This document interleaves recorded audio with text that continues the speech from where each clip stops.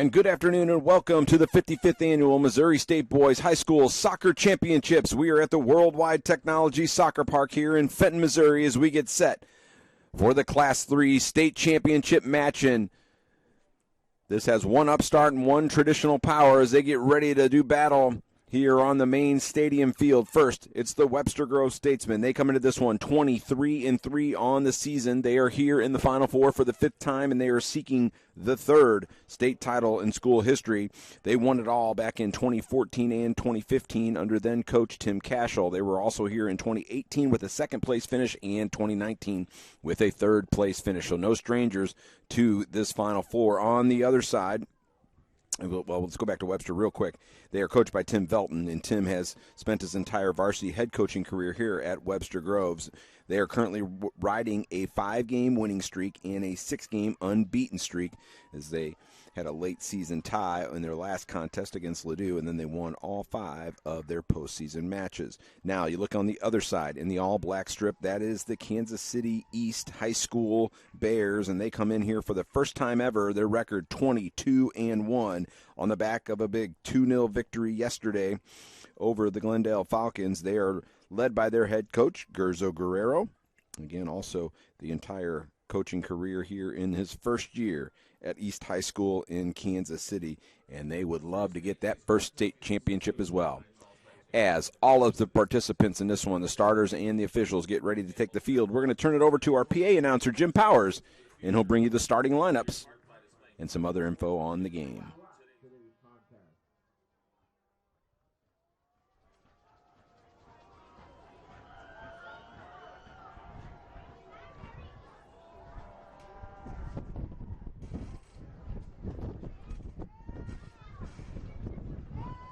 And now, ladies and gentlemen, we ask you all to please rise and remove your caps as we honor America with the playing of our national anthem.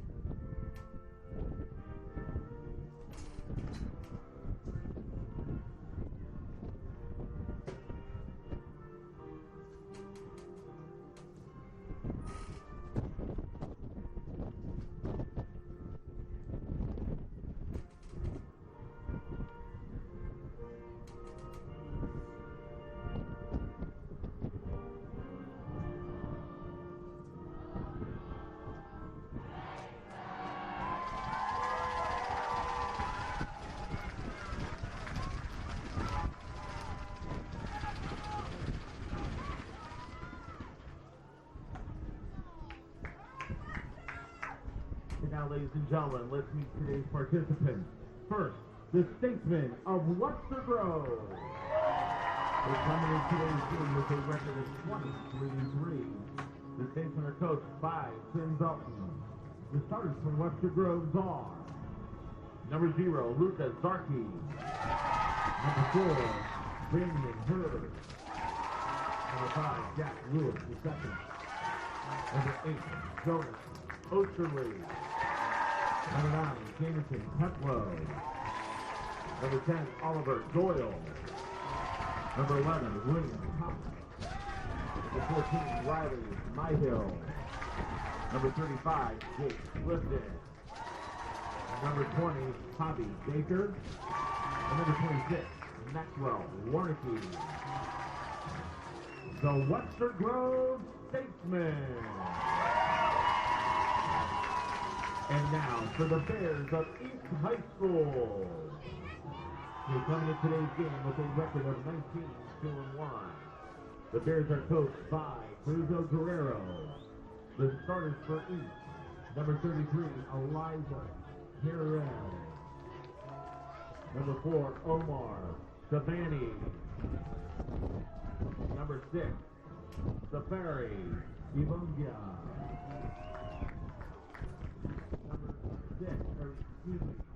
Number 22, Norbert Musimbi. Number 10, Asube Bayos. Number 16, Charlie Penty. Number 17, Safiri Ibundi. Number 19, Nathan Victor. Number 20, Abdulande Abadala. Number 21, Yuseni Muga. And number 24, Jackson Kuzermania. Ladies and gentlemen, the East High School Bears. Your officials for today's game are Nicholas Rosa as our lead official. Mark Toolman and Andrew Ellsworth are the assistant referees, and our fourth official is Tyler Hester. These officials are selected to work this event due to their outstanding work and commitment during the season.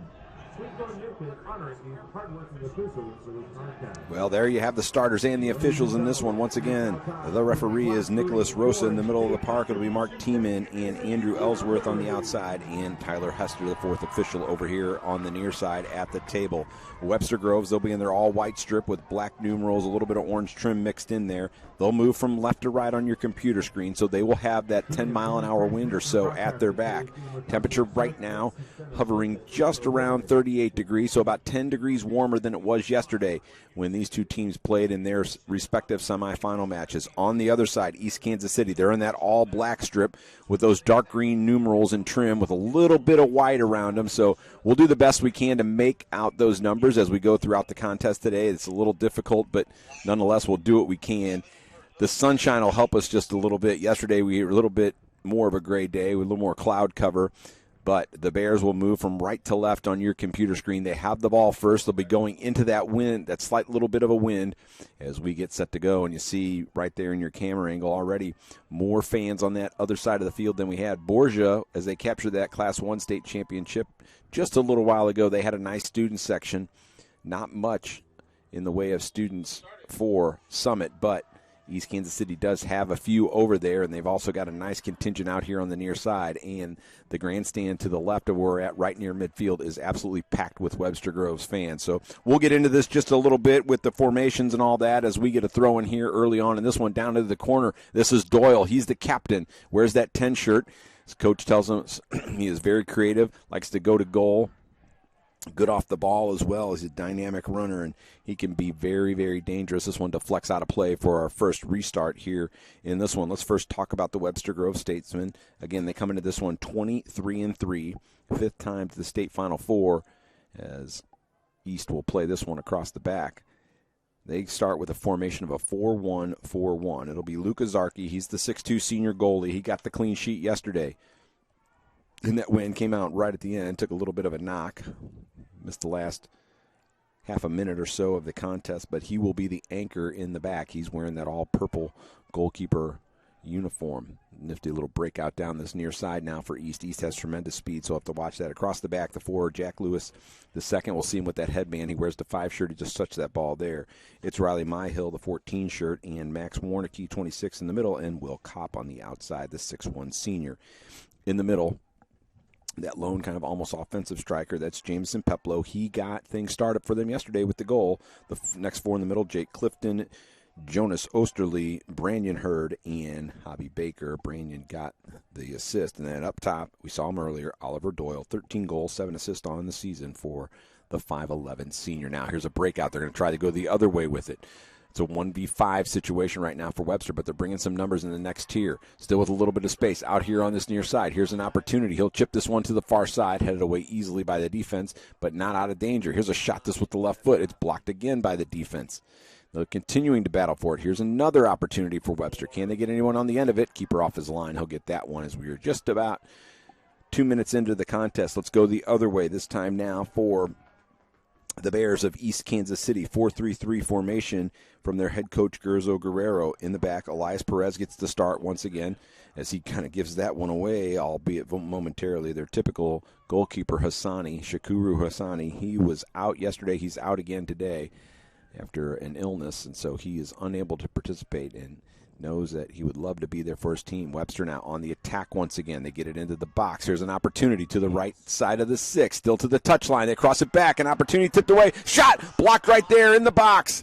Still an opportunity up in the air. Keeper off his line. It's knocked away from him by his own player, but Webster trying to get possession cannot do so. Finally rides out of play on that far side. So a lot of action in the box early for East Kansas City. Maybe a little bit of nerves as the defender and the goalkeeper not on the same page, but they were able to ride it out of play on that far side. Across the back in this 4-3-3 formation, it's Yuseni Amunga. He is one of the captains. He wears the 21 shirt, a 6'2 senior. Musafari Ibunga. He wears number 6. You'll see him all over the field. He's a good one for them. 5'7 junior, and Omar Shabani, the number 4 shirt. This one back towards midfield.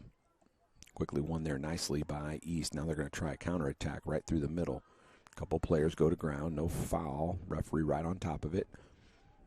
And the possession stays with East Kansas City before it rolls out of bounds on the far side. Charlie Pesci, he's a 5'8 senior. He's on the outside. The other outside is Abdulmuni Abdallah.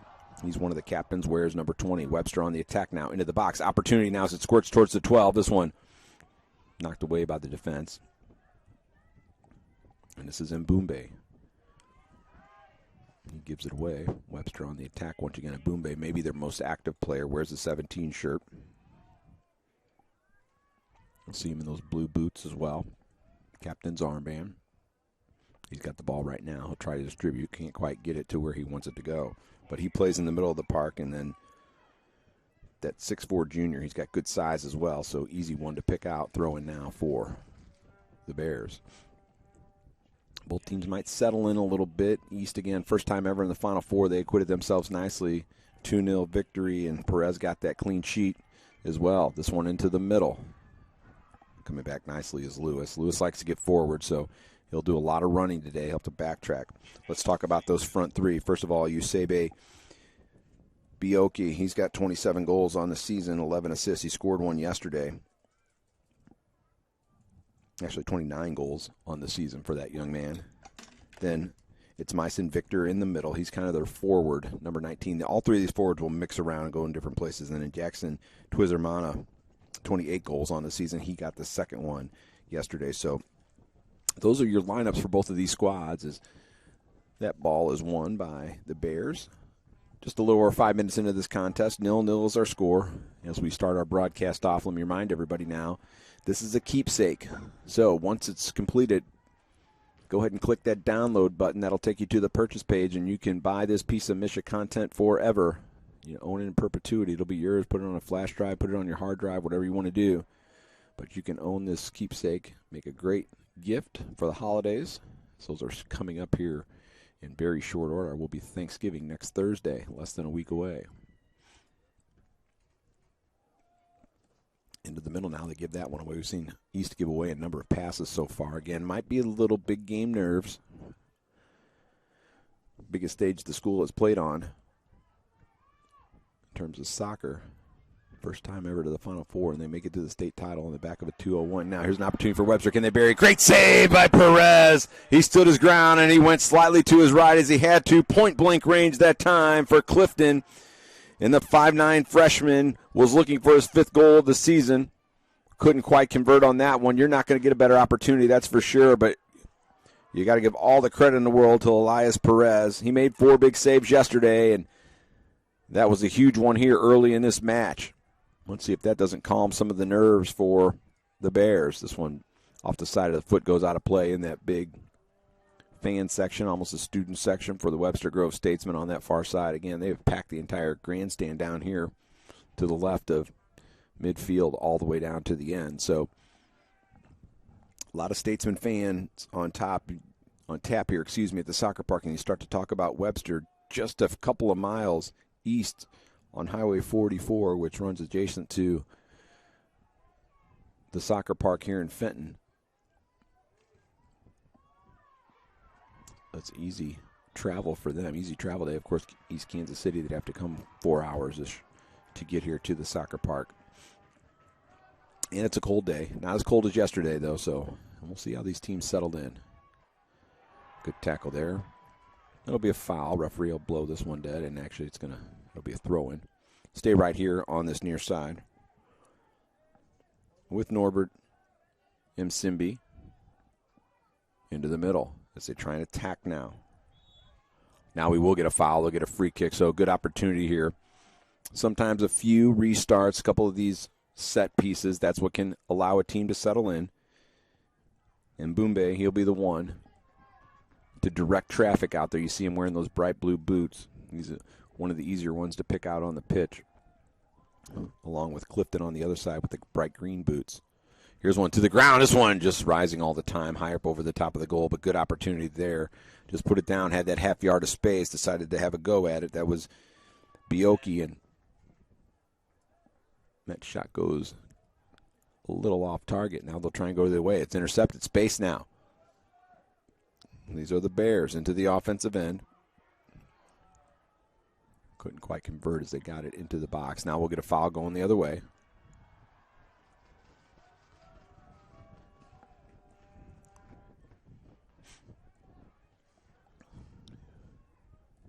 Fans excited to be part of this one. It's cold, but they've come out today to support their squads. And here's the long ball towards the box. This one skips past the defenders. They'll knock it back out of there the other way. This is Baker.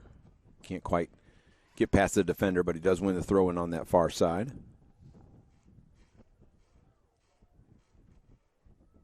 I want to thank both of the coaches, Coach Belton and Coach Guerrero, taking the time this week to provide some information on their players and on their teams and on their programs, and that always helps us during our lead up to the contest.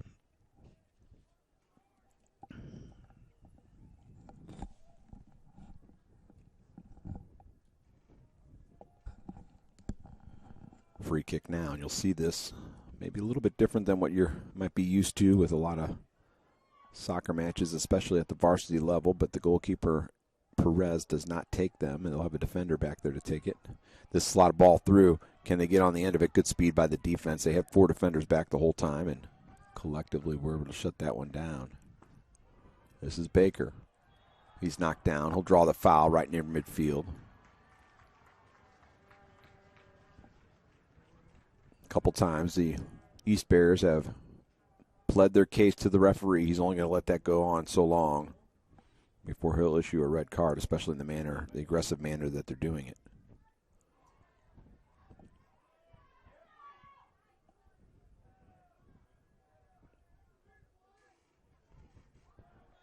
Foul here coming out. This will go with East.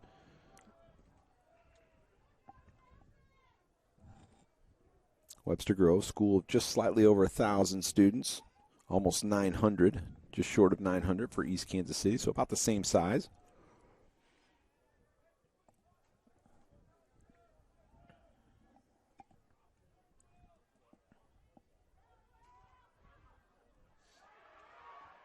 Tackle on the far side. Player went to ground. He got right back up. They win the throw-in, does East.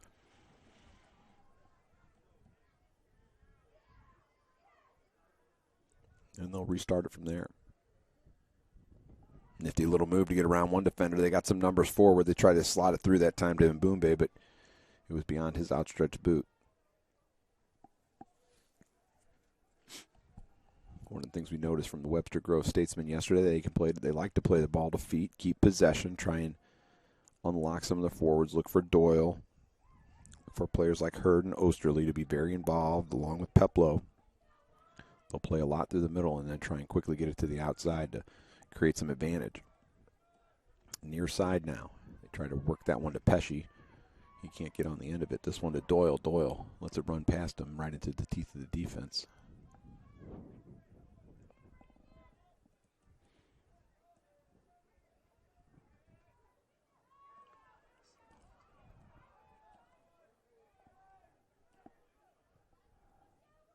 This one slotted through on the run, keeper off his line.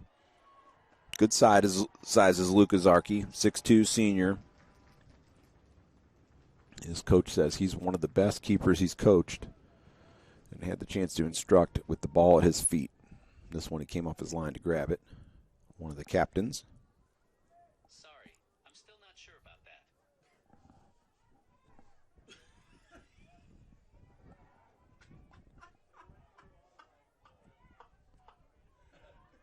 Battle for the ball here in the middle of the park.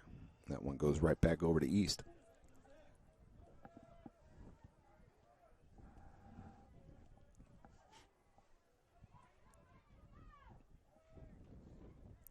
Nothing doing that time for Webster. They'll build it back the other way. Will East just as Pesci, middle of the park. He's going to go back to the middle. He's got a man front running into the box. Opportunity shot. Goal! They're going to pull it back, though. There was an offside on the play.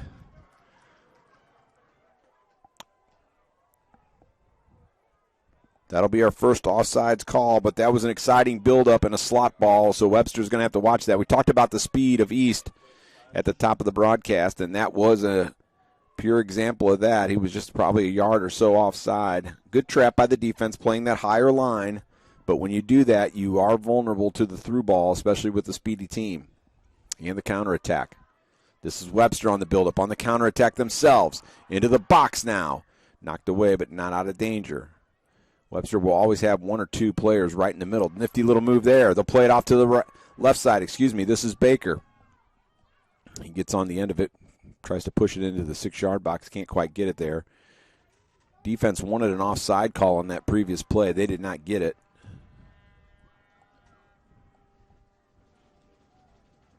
Now here's the throw-in. This one into the box. Webster Grove still battling for it. Finally back out towards midfield.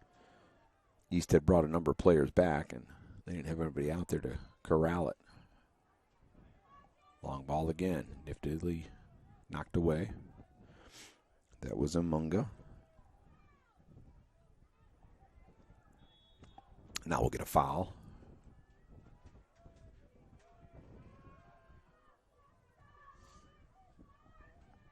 And Mbumbe will take the time to set this one up, allow a couple players to get forward. Now he's going to launch this one into the box. That wind held it up just a little bit. You'll notice the flags next time we go back to that camera angle. They'll be in your top corner of the left side of your screen, and you'll see how stiffly they're blowing. Here's a little give and go. Players not on the same page that time. Perlow and Osterley. And Hurd also in the mix. We'll switch fields with it this time. Create some space. This is Bioke. Pesci on the overlapping run. Tries to beat the defender, still with the ball at his feet. He'll launch this to the opposite side of the box. Header. Keeper has to go low to his right side. He makes a huge save. Point blank range. That's what you want to do. You want to put it low away from a taller keeper, and it was a great header, but the keeper made a great play.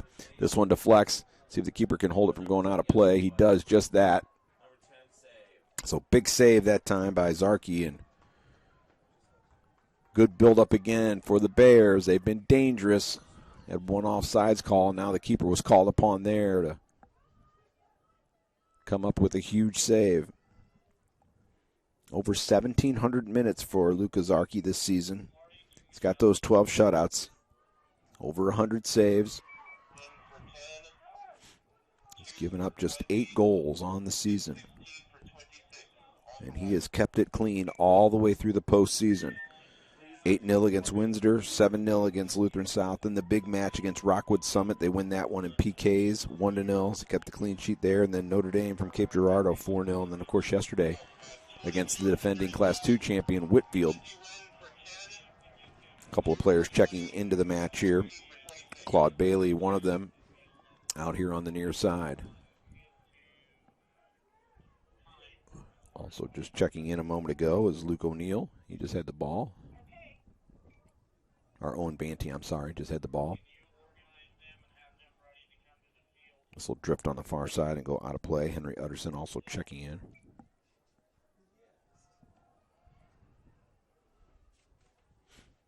Long ball now, far side. They'll try and keep it in, unable to do that. Number 16, Owen Banty. Number 21, Brendan Cruz. Brendan Cruz also checking in for Webster. And Matthew DeGarmo. DeGarmo had a good run out, had an opportunity to really put the game away yesterday, just missed out on it. You'll bet he'll be chomping at the bit to try and get another one. Several players battle for that ball up in the air. Finally, Webster comes away with it, but good defense, standing tall right on the sideline on that far side. As players battle for the ball, breaking out. It's East. Little through ball there from this time. Still on the move. Little heel flick to try to get the through ball. Once again, they push it in there. Webster playing that high line right at the top of the box, so that can be very effective in making sure you thwart the attack the whole time, but you got to be aware of that through ball, and we saw yesterday with the speed of East, that's what they're very good at. This is Mbunga.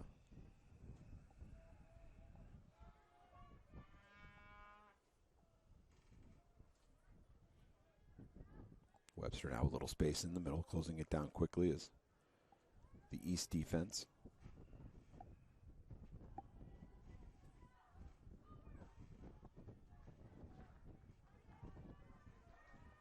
On the move now to the side of the box, knocked off the ball. They'll go the other way. But Webster wins it right back. Referee standing right there said no foul. Here's a shot from well out. Good block, though. There's another opportunity. Webster can't quite get it in there. So this is kind of a bend, don't break defense so far from East.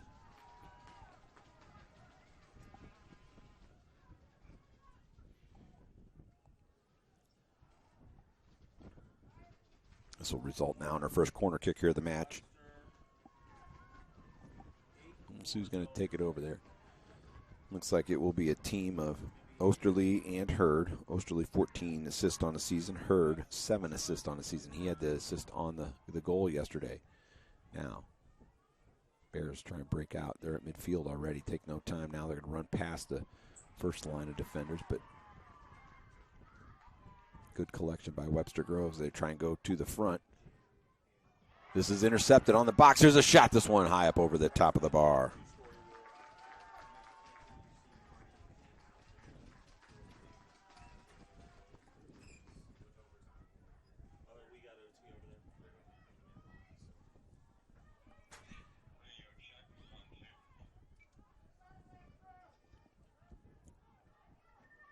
Here's Pesci. Dummy run by him. Intercepted. Here's Webster Groves. They can't keep possession. It went under the boot of Osterley. He was very involved in the match yesterday. Really a catalyst for them. It's back to the keeper. Dangerous ball, though. He's got to come off his line. And the win, playing a little bit of an issue with that one as he tried to clear it. Back to midfield. This is Cruz. He'll distribute out the far side. No one going to be able to get on the end of it.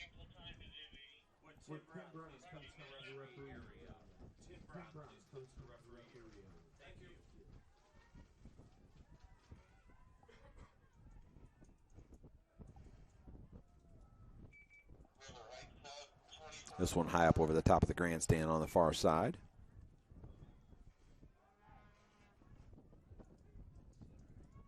And we got a little bit of a slowdown. Substitution coming in now for the Statesman, Jack Armstrong. He's a junior, 6 foot.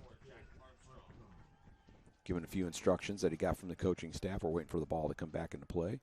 They finally get it. So this will go to the Statesman right in front of their student section on that far side. Webster Groves would love to get that third title. East Kansas City said, we're playing for the pride of our school. We want to make everybody proud at East Kansas City High School. And they are putting on a show so far. They've had a couple of opportunities. Both teams really well equipped, going offensive. They want to get in there, get that winner. Now, down the line, this is Cruz. Tries to get to the side of the box. Instead goes to the touchline. Does get to the touchline. One-on-one with the defender. They ride it, and it goes out of play. It'll result in the goal kick. So, good battle right down there.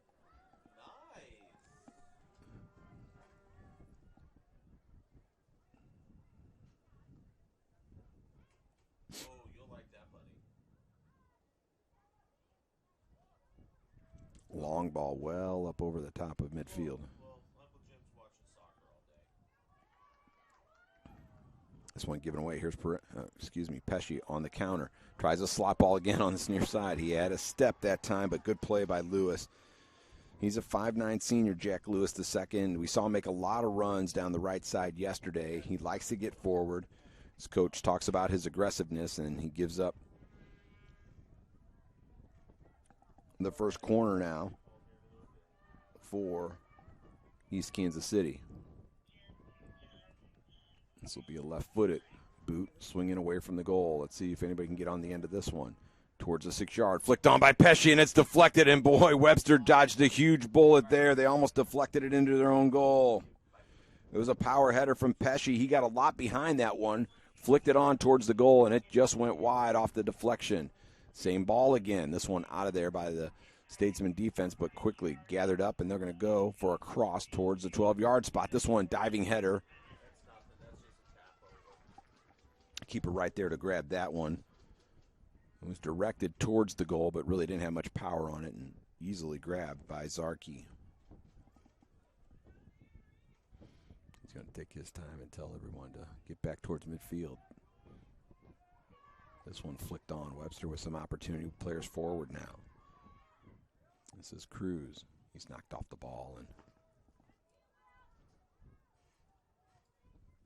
Webster try and win that one, try and settle it down. A lot of the first touches for both of these teams, maybe the ball getting a little further away from them than we saw yesterday. Wind is variable. Different points in time so far in the match. It's been breezy coming in from left to right, but this is Pesci now. I've been impressed. He has been way more involved than he was yesterday. Nifty move for him. Now he's going to try and beat the defender. Gets past one. He weaves his way. There's 4 defenders. Lays this one off. Opportunity now. He gets it back. Top of the box. Can he get that half a yard for a shot? Instead, he's going to try and slot it. They still have possession. So he's had a great work rate. Now the referee's going to blow it dead. He'll call the foul.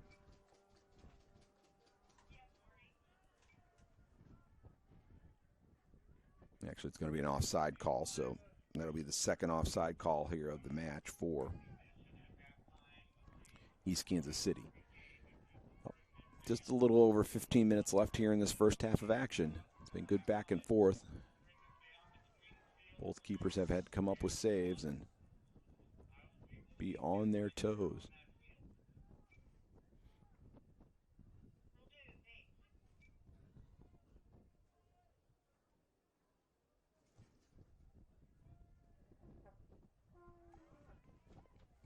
On the move now.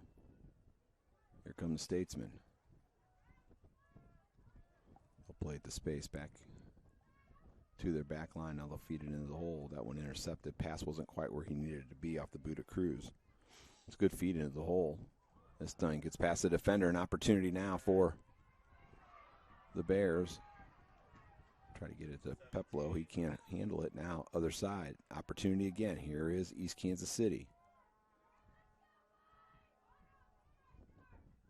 This one directed on goal. And Boombay raises his hand. He said, okay, guys, I know it. That was supposed to be a cross, not a shot. Went too far to the keeper. Again, here are the Statesmen on the build-up. They got an overlapping run here. Instead, they try and go right back up the middle, and it's easily gathered up. Peplo with the ball. He was the goal scorer yesterday. Nothing new in there for the Statesmen. They try to get it to Bailey now. They're going to front run. He's onside. Into the side of the box. Could have went to ground. Does not. Through the keeper's legs. Goal! And the referee's flag stayed down. That's the first goal of the contest. And with 14:07 remaining, the East Kansas City Bears have jumped on top in this one. It was a great individual effort. He got past the defender. Defender went down. He did not go down with him.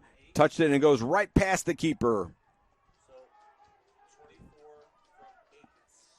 The goal to Twizermana as he gets it from yesterday. Assist on that one. Goes to the number 8 shirt, Rivera. So Twizermana gets his second one of the Final Four here to put his squad on top. 1-0 with 14:07 remaining. And now Webster. They're going to have to go get it a little bit. Well, they're dangerous. We talked about that speed, and that was a great individual effort. Once that slot pass came through, the defender went to ground, thought he went to ground a little early, might have been called for a foul had the East player gone down as well. And that was Twizermana. And Rivera gets the assist. So great effort there, and that opens the book on this one. Well, we had that Class 1 championship game earlier. That one left it late. Just about 2 minutes remaining in the contest before we finally saw a tally in that one. Doyle checks back in now for Webster Groves. He's one of their talisman. 13 goals on the season for him. He had an early opportunity in this one. It finally looks like East has settled down. They looked maybe a little bit nervous early in the contest, and some passes not going where they wanted to, marking not quite where it should have been, and they gave up a couple early chances, but Perez made a great save on a point-blank shot earlier as well, and so they've been able to finally settle in, and offensively they get the first one of the match. This one tipped out of play. 12:45 remaining here. First half action. Let me remind everybody now, once the contest is over, you can own this piece of Misha content forever. Click on the download button and go to the purchase page. Right there you can buy this state championship action, and you can own it forever. Makes a great keepsake. This would be quite a story. I think Coach Guerrero knows the gravity of what this would mean for his school and his team.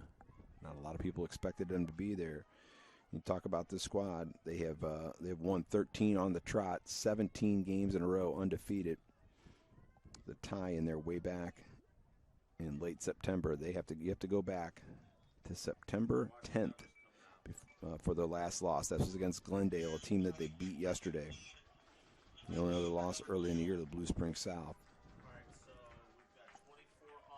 Checking back into the match for Webster Groves is Clifton. Throwing now. This is a long one for Lewis. Knocked out of there by the defense, and East is just content to boot it all the way back towards midfield. I'll try and get it down here to the corner. That'll slide and go out of play over the end line, so that'll result in another corner kick, the second for Webster Groves here in this first half.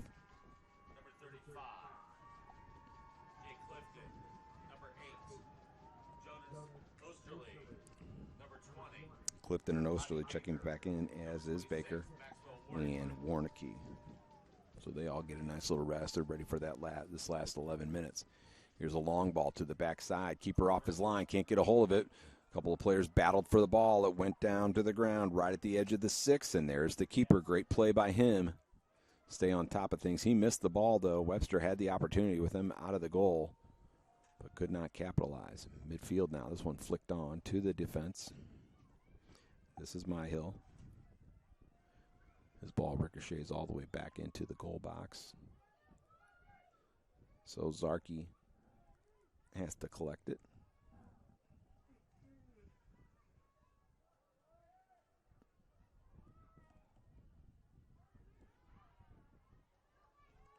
Good run by Baker on the far side. Gets past a couple of players now. Webster with players in the box. Can't capitalize just yet.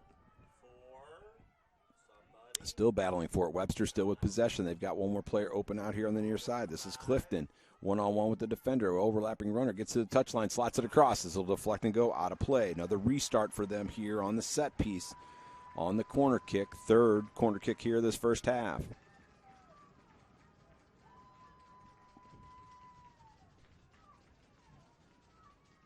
This one will swing away from the goal. This is Osterley. 14 assists on the season. Let's see what he tries to target. Towards the far side of the 6. Comes down on the ground. Here's a shot. Blocked. Let's see, they have another go. Here's one towards the goal. He tried to guide that one in there. Off the bounce. That was Myhill coming forward. And I think he was a little indecisive in what he wanted to do. Finally decided to have a go. But by that point, he couldn't really get any power behind it. And he was leaning back. And it launches high and wide of the target. So with 9:18 remaining, restart. And this one's boomed into the wind. It's like taking out that 2-iron and hitting that low liner into a breeze. That's exactly what he did there. Go for Marty. Here they come once again. Webster Groves Statesman on the move. He's got a player over here on the right side. Didn't see him making the slot run. That was Clifton again, but they still have possession. This is Osterley. He's knocked off the ball. Peplow, Baker. And then here they are once again. All the way to Myhill.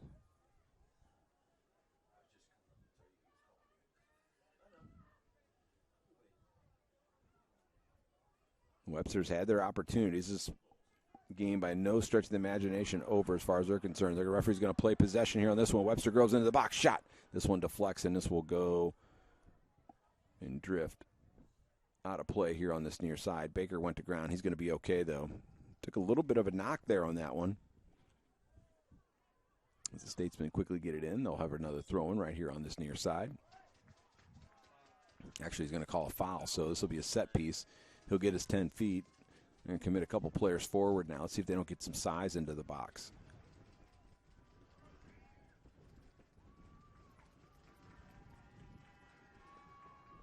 Five players to the far side, one to the near, and then one in towards the goal. This is Osterley again. He'll line this to the top of the 6, headed away by the defense, deflected. Let's see, he's going to have a go again. This is Myhill. This time he decides to collect the ball, and he's going to chip it to the far side. Looked for Baker, couldn't get it to him. Still, Webster Groves on the hunt. This is Hurd. He had the assist on that goal yesterday for Peplo. This is Baker. Now he'll launch it to this 12-yard spot. Deflected away by the defense. They finally get it out of there. Who's going to get on the end of it? And it will be East. Let's see if they don't have a counterattack. They're going to make a couple of long runs. Ball at his feet. Just a little bit too far away from him for Bioki, but they get possession back. Far side now. Opportunity. They've got just 3 players up, but they're causing problems. Lewis scissor kicks it out of there. Now the ref is going to bring it back. We got another offside. That'll be the 3rd here this first half for the East Bears.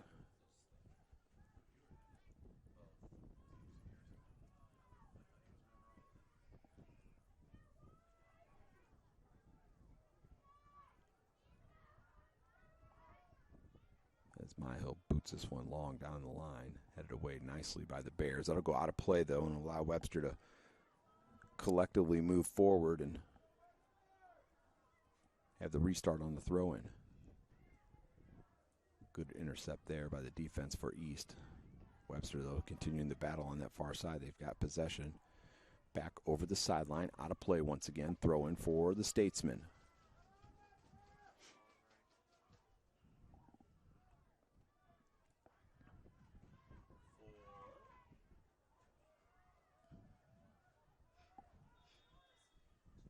And we're going to have a player down, so the referee's going to blow this one dead. It's like we'll have a stoppage here, stop the clock.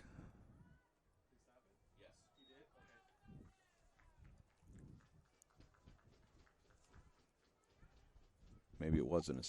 Nonetheless, he's going to leave the player then. He come all the way back here. They're going to have a foul and coming out. And we'll restart. Here we go.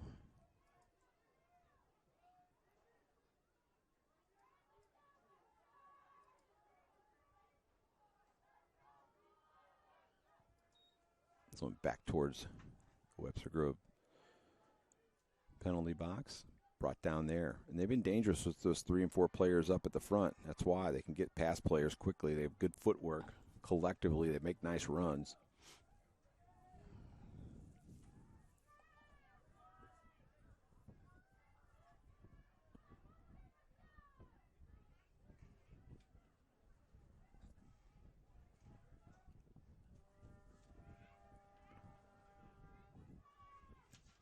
This one headed away by the defense, and East back towards midfield. They flick this one. Here's Myhill.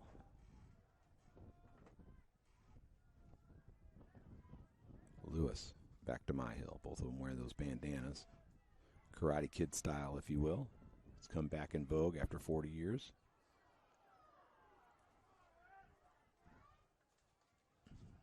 Far side now on the attack. Here's East to the side of the box. They'll pull back. Again, just 3 or 4 players in the attack, but that's worked for them so far. They'll get this one into the goalkeeper. Zarki right there. He's going to take his time and wait for his players to get back towards midfield. 4.5 minutes remaining here. First half action, 1-0 in this one. It was a goal with 14:07 remaining here in this first half.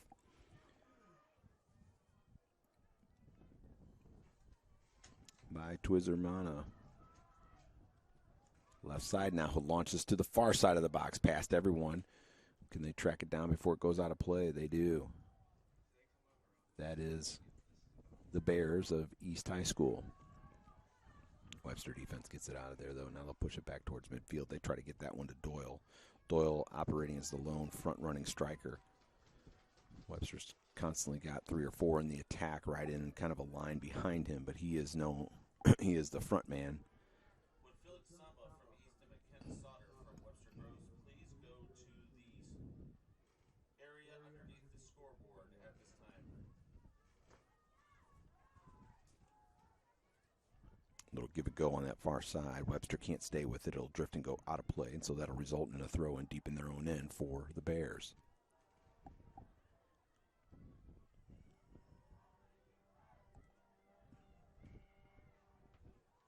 Talking about some of the strengths, Coach Guerrero said, that it took us a while to get the team to really buy into what we wanted to do. We feel like our strength is our coaching. He's got a very deep staff that's very dedicated, and the players finally did, and they worked with them and worked with them. They got the system put in place that they wanted to run with this particular group of boys, and they have proven that tactic was a good one, and that strategy overall has worked for them. They're here 22-1 on the season. Again, you got to go all the way back to September 10th. They lost to Glendale 1-0. They avenged that loss yesterday in the semifinal. And now here they are today with an opportunity to win the school's first ever championship, and they're up 1-0 as we approach halftime. 2.5 minutes remaining now. They try a through ball there. Does the Bears do the Bears? Can't.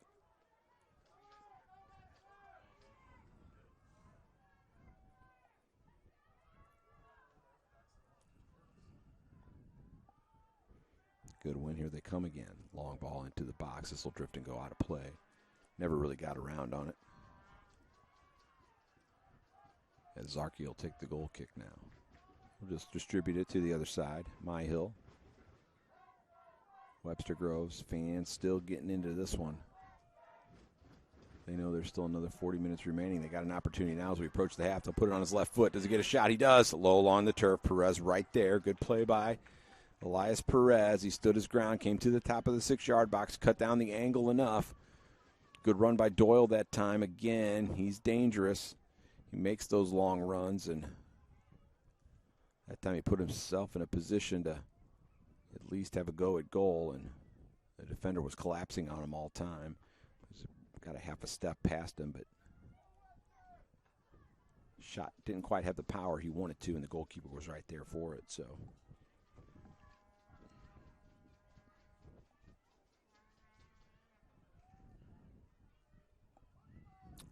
1 minute remaining now here in this first half of action. 1-0. We have that goal. 14:07 remaining, and it has stood up so far. Come out here on the near side. This is Bioki.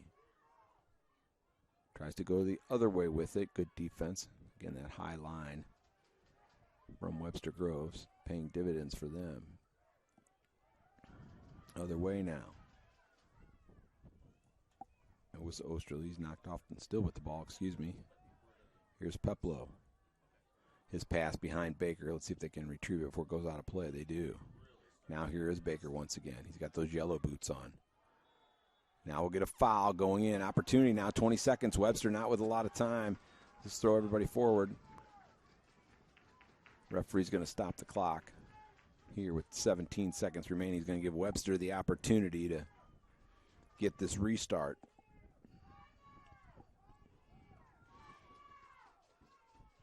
Looks like we're going to have to get a substitution in here. Shaking up on the play. They got a player shaking on the play. They're going to have a trainer come on out. And the referee's going to say that you do have to come off because we stopped the clock. Indio is the official ball of the 2022 Soccer Championships. Wilson's commitment to excellence helps make them a national leader in soccer equipment and the official ball of the Missouri High School Finals. And he's trying to stay in the match, but the referee's not going to let him stay in the match. He's saying you have to go off. They're not.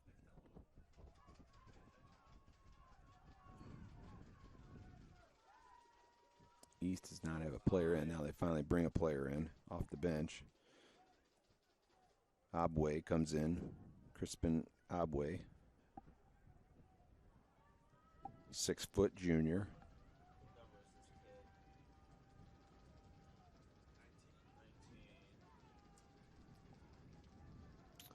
As Myson Victor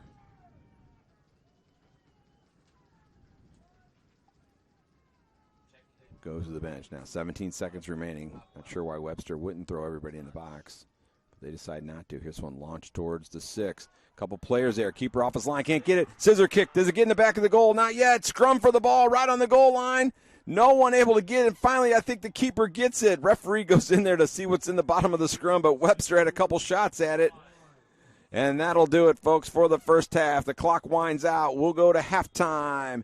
And East Kansas City with the lead, 1-0. Perez, not sure if he was shaken up on that one. I think he's going to be okay. He's a little dazed, but he has the ball underneath him. And as he makes that save, we go to halftime. Webster had the opportunity, could not convert.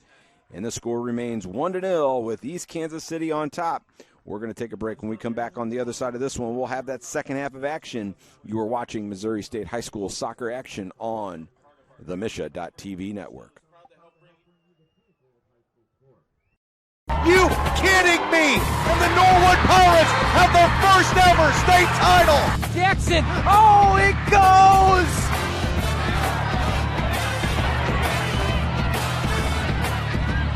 For the first time in 9 years, the trophy goes back to Chesterfield. One in this one, make it to Annika Holtorf.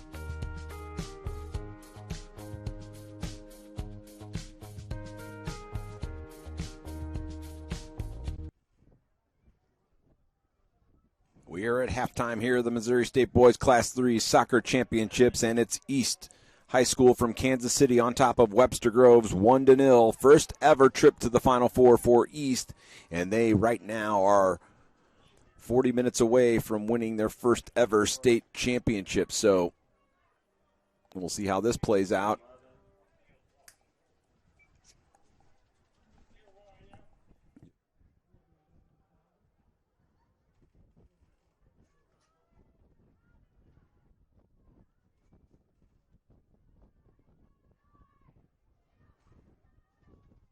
Both teams back out there. The officials are back out there as well. Let's go through some stats in that first half. The one lone goal went to East. They also had another shot on goal. Elias Perez, he had to come up with a big save at the end of the first half. He faced 2 shots, saved both of them.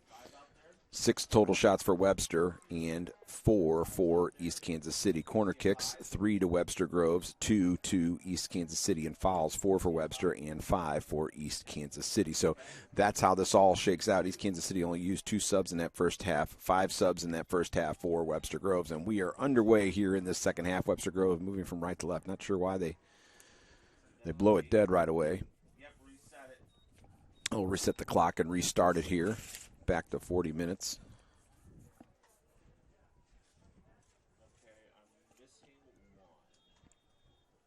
And here comes that restart again. They're going to launch this one long. This time it'll go down that far side, drift up over the top of everyone, and out of play for the throw-in. East Kansas City now. Clouds starting to move in here a little bit. It was a bright, sunshiny day. That wind is still pretty heavy, coming about 10 miles an hour from the north. That means left to right on your computer screen, so Webster Groves going into the wind.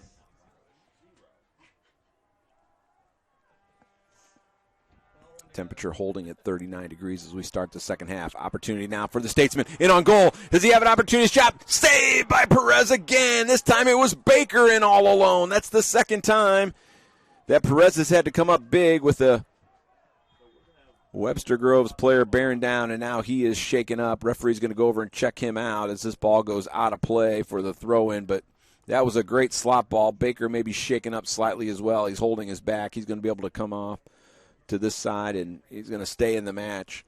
Keeper staying in the match as well, and great opportunity. It was a great slot ball. Webster had an opportunity, several opportunities, early on in that first half. They could not capitalize, and here they nearly equalized with that great through ball. Throw in, though, for the Statesman. Left side of our camera angle. They're going to go to the side of the box. This is Doyle. Doyle with the defender in his hip pocket, and he wins the corner kick. So first corner kick here this second half for the Statesman. Coming over to take it will be Osterley. Osterley took a number of those corner kicks in the first half. They had 3 of them. This will be a right-footed boot swinging back in towards the keeper. We'll see if the wind plays a factor. They can also use the option of going short. As Hurd has come out to stand in next to the corner kick.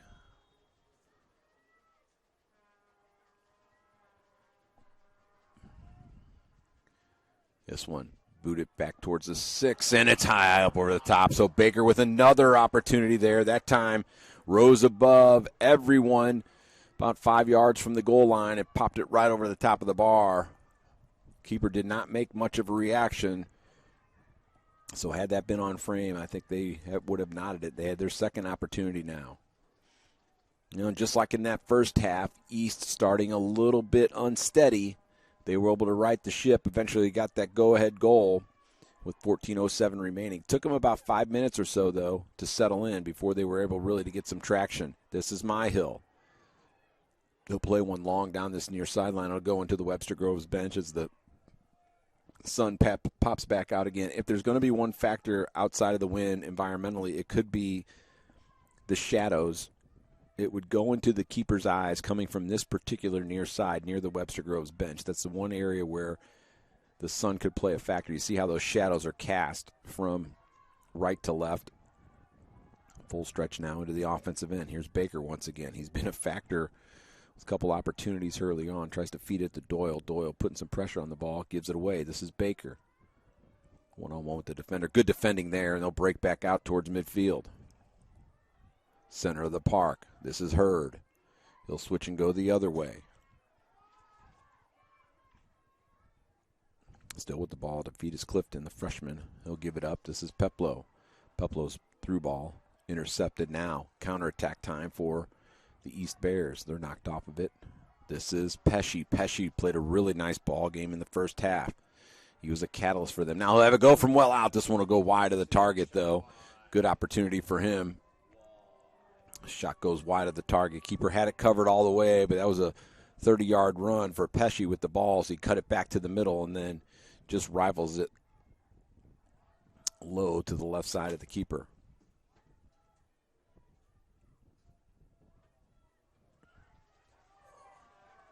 This is Mbumbe. He was highly involved in the match yesterday. Not quite as much of a total influence on it today as he had yesterday, but he has been good. Again, he's one of the captains, wears those bright blue shoes. Those boots are easy to make out. And yesterday he was all over the ball. Today, maybe trying to take some of that offense away, playing in a slightly more defensive role. And you watch his posture and his positioning right now. Kind of follow him in the middle of the field. He is trying to almost man mark a little bit to make sure they don't get numbers down. This one tipped away, but Webster right in there behind it again. Outside, they try to get it to Baker. Baker will get on the end of it. Defender right there. He'll push him in the back. He's going to be called for the infraction. This will result now in a set piece. Osterley once again. Very dangerous here. Let's see if he doesn't have a go with this one. This is where that sun could play a factor.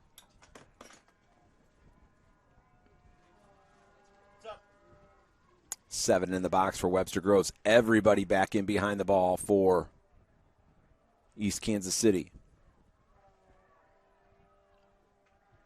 Wind could play a bit of an issue with the ball as well. This one swinging to the forward stick. High up in the air is Baker once again. This one pops down and goes right up over the top of the bar.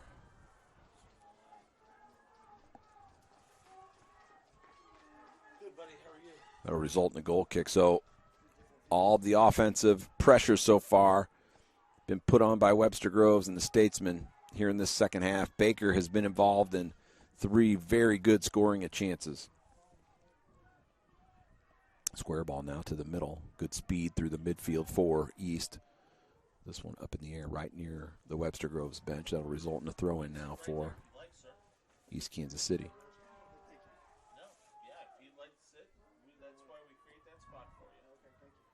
This one headed away, albeit briefly. That's Kopp. This is Warnicki. And Kopp again. They'll go back one more time. They'll reload with Myhill.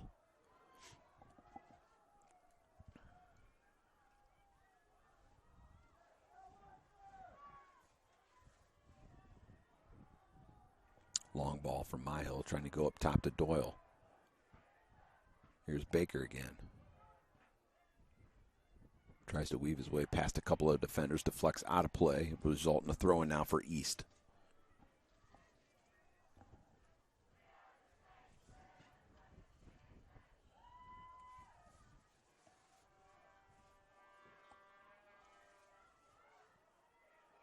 This one does deflect to Doyle. He's got 2 defenders in front of him. He'll take the shot, goes far to the post. Diving to make the save again is Perez to his left this time. He's had to come up big late in the first half and now here again early in the second half. And that time, Doyle seeing eye shot to the far corner. And Perez was equal to the task. Again, he's been called upon in this Final Four because the starting goalkeeper, Shukuru Hassani, has been sick and unable to go. So coaches wanted to make sure we give him a shout out. We want to say hello to him, knowing his players are trying their best to do this for their teammate as well. That's what good teams do. They play for each other. As Baker puts this one back over midfield. Perez way off of his line. Just kind of pops it right back up towards midfield. It's headed right back in by Webster. Keeper way off his line, but this one gathered in, and here comes East again.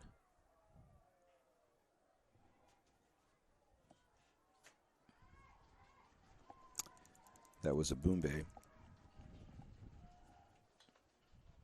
This throwing will drift. Never really made it into play. Bounced on the line, then drifts out of play on that far side. 3 for 19. And checking into the lineup now. Donut Kenya. He's going to spell Mice and Victor. Victor take a little bit of a knock in that first half, so.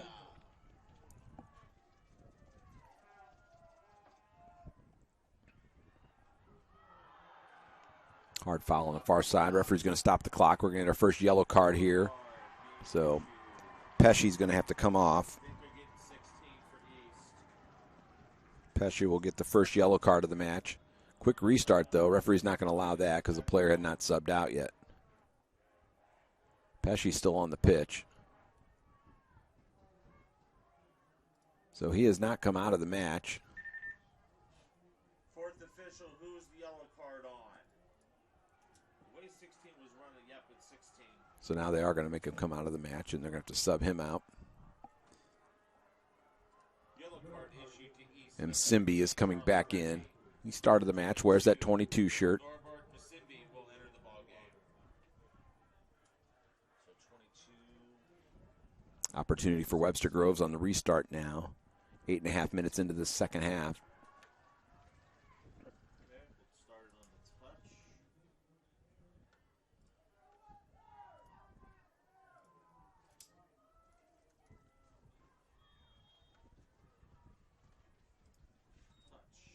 And he lofts this one towards the 12-yard spot. Webster Groves get on the end of it again.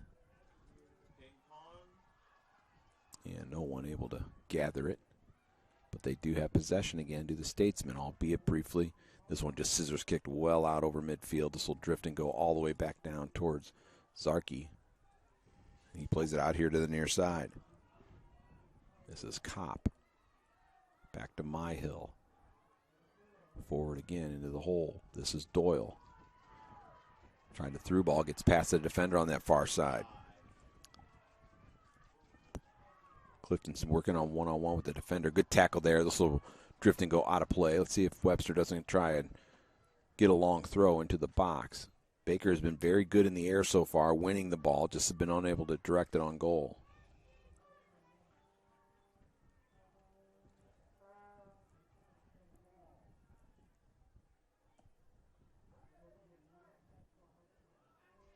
There is a longer throw towards the side of the box. Skims off the defender's head, out of play. Second corner kick here of the half. Or, excuse me. Yeah, second corner kick of the half, excuse me, for Webster Groves. Here at Soccer Park, ladies and gentlemen.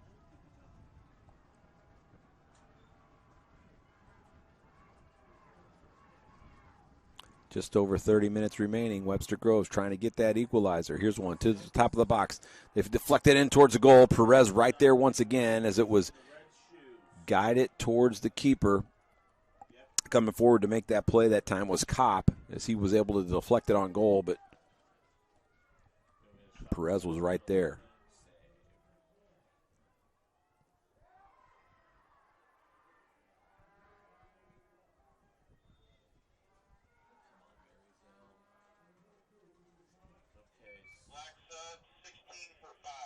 Pesci coming back into the match, coming out of the match is Abwe.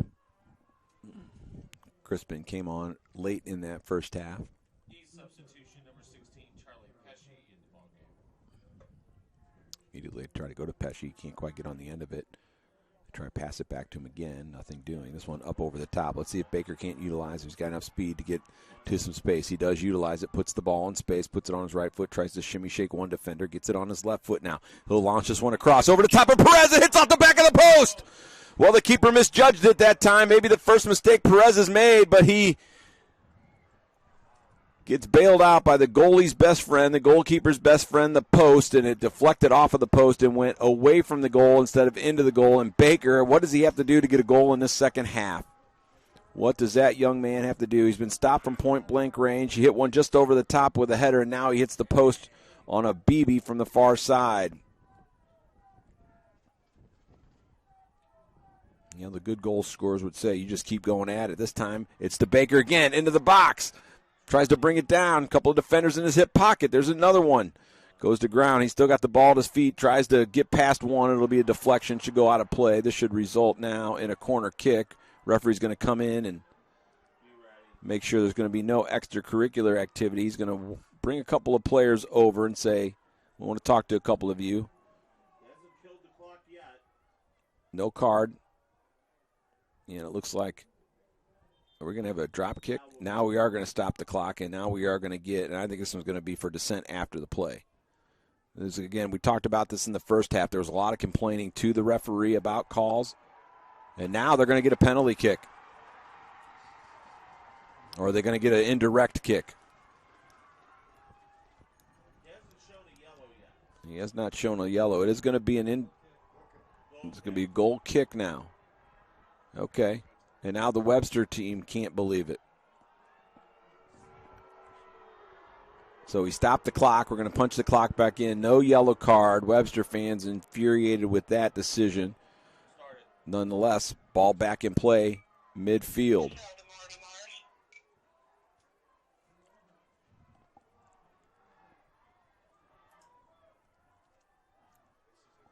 Near side now. Here's Kopp.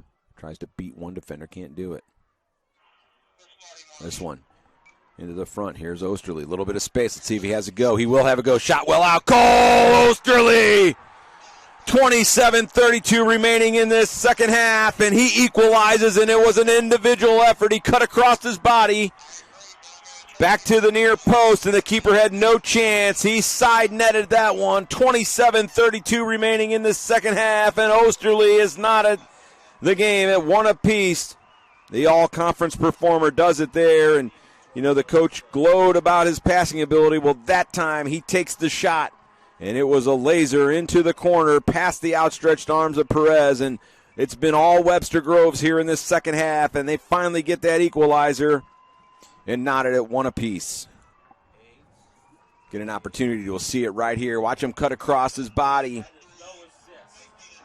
No assist on this one. It was all Osterley. Intercepts it, and then watch him make the move, and then back across his body from right to left and past the outstretched arms of the keeper. No chance whatsoever for Perez.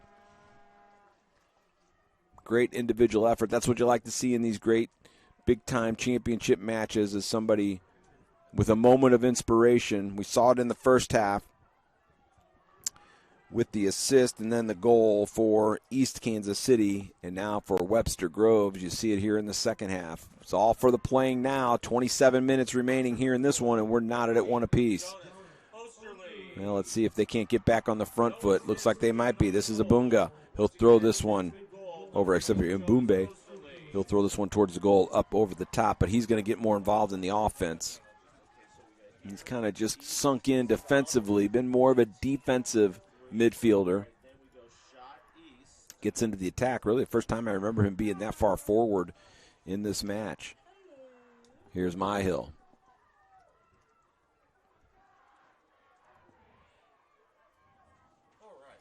Number 11 shirt Kopp has been very busy in the second half. He was involved in that play right there as well. Up in the air. This one flicked on. That's Warnicki. Up in the air again. Baker also been very busy.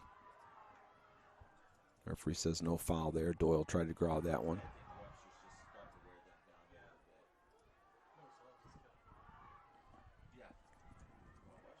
Hurd. This is Osterley, the goal scorer. He gets it to Doyle. Doyle, ball on his right foot. Slots it across. Good defensive play there that time by the Bears, and Webster Groves now a little more energy. They've come out with a little more pep in their step here in the second half. Baker really has been their big catalyst. The number of opportunities. Good play there by Kopp to get it back towards midfield. Here's Pesci. He was very busy and very active in that first half. Went off on the yellow card. This one slotted through. The player was going to be offside anyway. Keeper calming everything down. He wants his team to get their poise with that breeze coming right into his face. He'll boom this one back towards midfield.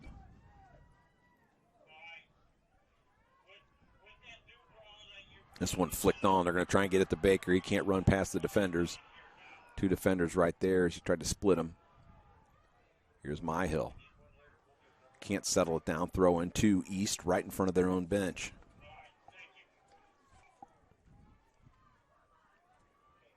All for the taking here in this one now. Not quite ready to say it's a next goal win situation, but that might be the case here in this one. Long ball back up over the top. Here we go. Doyle now one-on-one with the defender. Tries to slot past him on the right. Good defending, though. Kept everything in front of him now. A little contact on the side of the box. Doyle wins it back. He's got a player in the middle. It's Baker. Goes up over the top of his head. Beyond everyone. So here's Mbumbe. He's knocked off the ball. Wins the throw-in right in front of the Webster bench. Out of play. This will stay with Kopp right here on the near side. Some substitutions coming in now. Webster Groves. They are going to get some subs into the match, including DeGarmo. He had a great run out yesterday.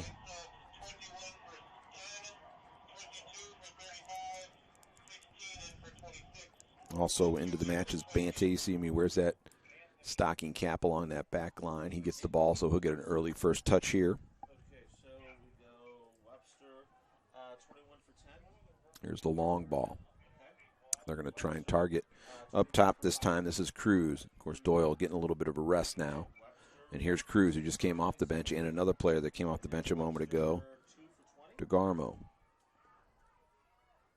It's a player did not come off the bench. He goes to ground. Referee's going to blow this one dead. Webster fans wanted a foul on that one. Let's see if they're going to give the foul or is it going to be a throw-in. Number 22, Claude Bailey.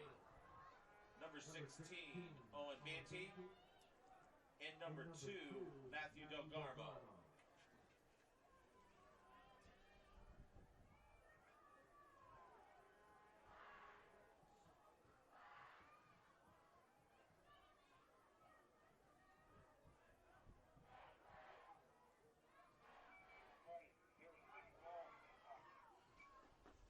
Headed away right back into the East bench.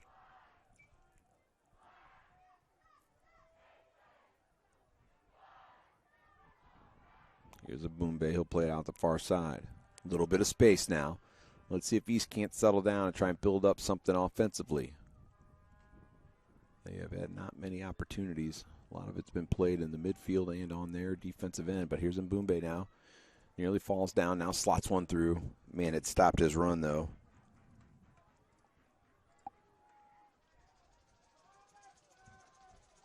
And that'll result in a goal kick. 22 minutes remaining here in this second half. 1-1 is the score. Scoring open, 14:07 remaining in that first half. It was Twizermana getting the goal, his second of the final four. And then with 27:32 remaining in regulation, brilliant play by Osterley to equalize, and that's where we stand right now, 1-1.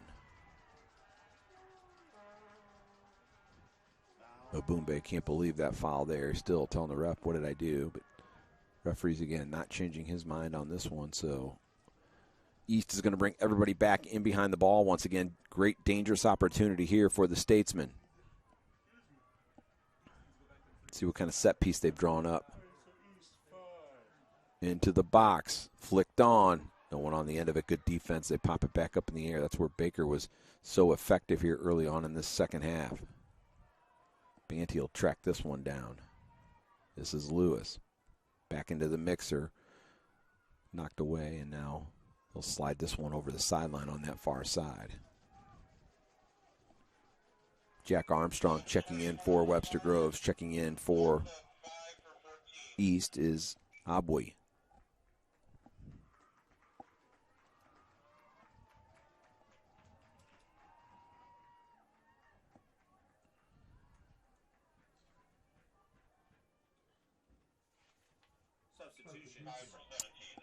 Mbumbe is the one coming out. This is interesting. Wonder if he took a little bit of a knock or he needs to get some instruction from his coaching staff or just needs a rest. East number 5, Crispin Aboy for Webster Groves.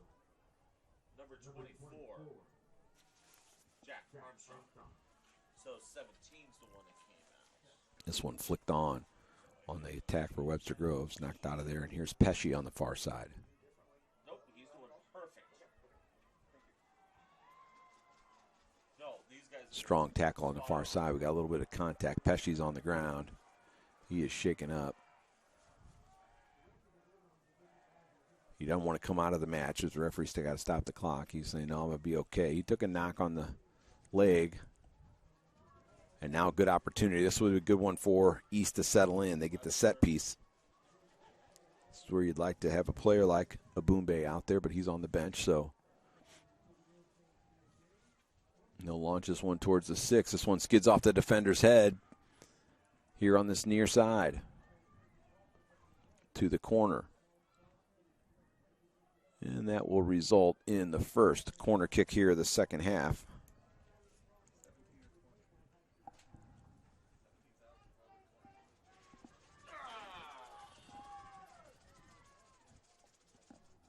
And just like East did defensively, Webster's doing the same thing. They're going to bring everybody back into the box. They know every opportunity for a scoring chance is important. Looks like we've got some issue happening. I didn't think you could sub on corners. All right, it's 20. This one curling back in towards the keeper. He grabs that one. And an attacker right in there, but Zarky stood strong, used that long reach he has, grabs it. Now he's going to tell all his players, let's get back towards midfield. Wynn knocks that one down. Settle. I think that's 10 over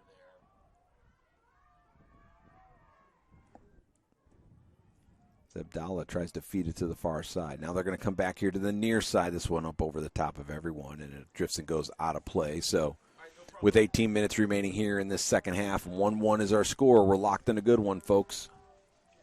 Now we are going to get that substitution on. This is Marcos Hernandez. He comes on. He's a senior, 5'7", 8 goals, 2 assists. Another one of the captains comes off the pitch here for East Kansas City. I bet both of those men are going to get some final instructions from their coaches and then get right back out there. Abdallah and Ebumbe, they are both very, very key for them in that midfield. Now East wins a restart here in the center circle.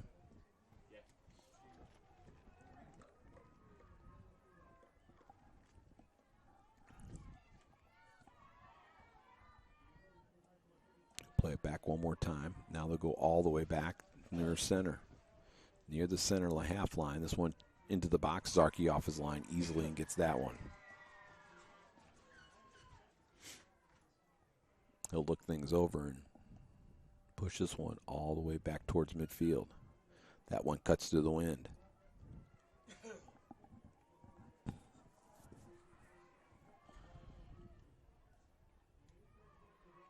This is Pesci. Not as active as he was in this, as he was in the first half. The second half he's been a little bit less involved. Of course, he had to go off for the yellow card, so.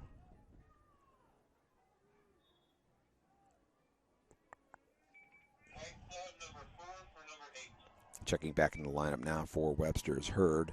Osterley's going to go to the bench, the goal scorer. He'll get one last breather before he gets his final run out here in regulation. Marty Marsh, come in, please.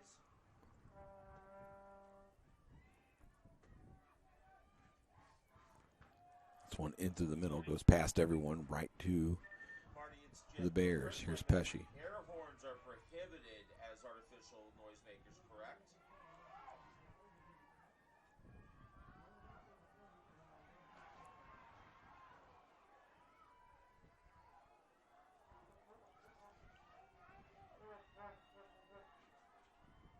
Collectively good defense for Webster there. Yeah, I'm hearing an air horn someplace across the way. Middle of the park now. This is Hurd. Pushes it forward. Just one lone attacker right now for Webster Groves. Nifty little move, though, as he tries to work his way to the outside. This is Cruz. He's brought down by the defender. That may result in a card. They'll stop the clock there. That will be a yellow card, and pleading his case to the official on the far side. And now this will be a great opportunity for a restart. Did he show the yellow? Yeah, he's in his pocket. Abumbe was going to check back into the match, so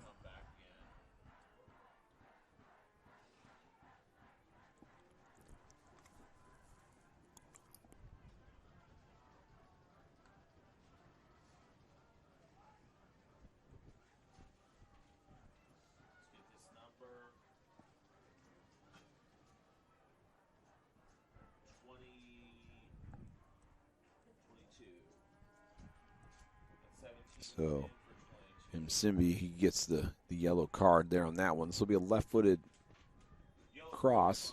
6 up there for Webster Groves. This one launched towards the 6-yard box as well. I think the wind might have held that up a little bit. Now it's knocked out of there. This will result in a throw-in for the Statesman once again.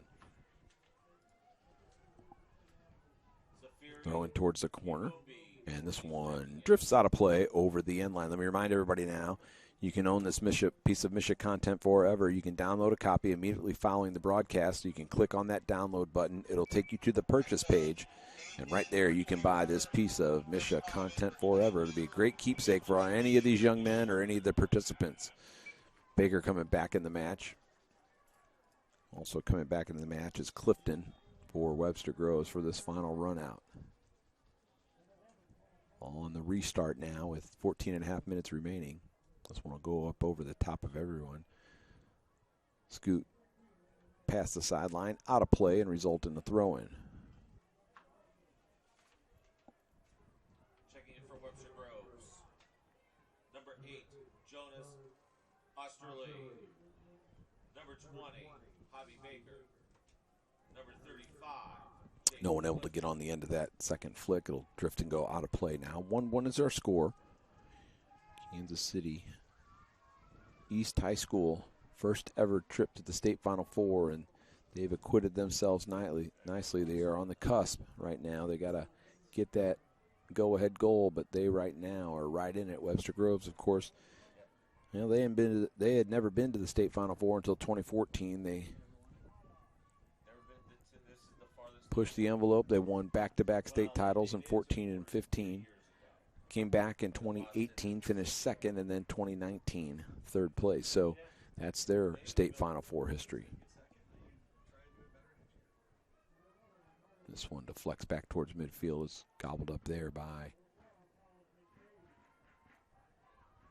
Webster Groves. They want to quickly get back into the attack, unable to do so. Good work by East Kansas City to work their way out.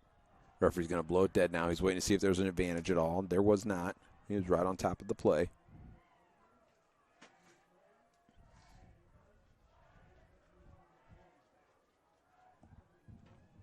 And now with 13 minutes remaining, East taking their time.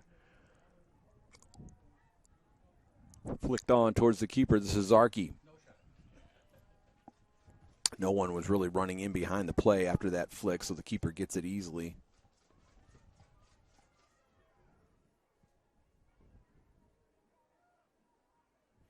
Pesci heads it away.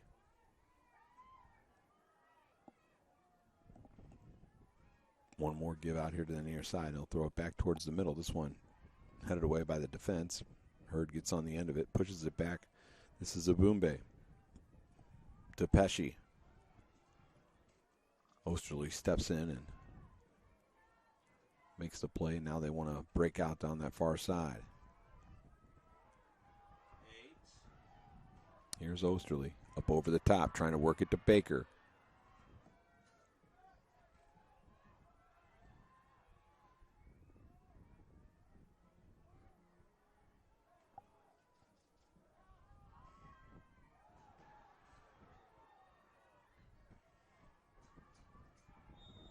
And we'll get a little forearm in the back there that time. Shabani tried to leverage Baker that time to win the head ball.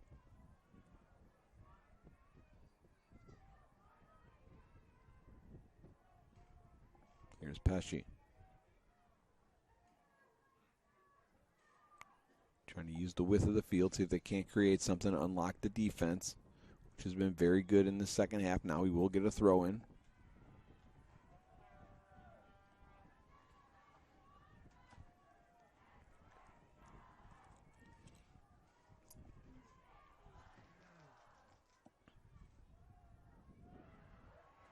Now here's an opportunity. Couldn't quite get on the end of it. That Baker, he was making a slot run. Had a little bit of space, and he had a step on the defender. Here's Pesci, works his way past two defenders into the offensive end. Goes to ground. Referee is going to blow that one dead. They had advantage, but maybe not good enough. Now we're going to stop the clock. That'll result in the first yellow card for Webster Groves, and this one will go to Jake Clifton, the freshman. Tracked him down from behind, but he's whistled for the infraction, and Doyle's going to check back into the match. 10 for 35.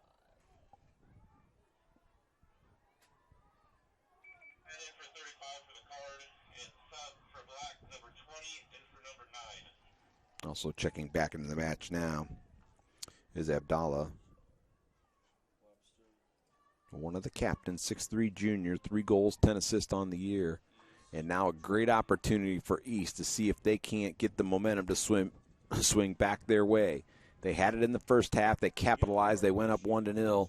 But Webster came out of the locker room ready to get that equalizer. They've been able to do that. And since then, we've had some back-and-forth action. Let's see who wants to kind of grab this game by the scruff of the neck. There's a shot on goal. Zarkey punches it away right to one of the offensive players, but good defense by the Statesman as Banty comes across to knock it all the way over towards the sideline, and he's going to launch this one back towards midfield. It drifts and goes out of play.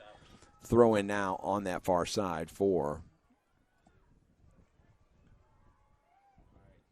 East Kansas City. Checking back in the match is Warnicki as well. And then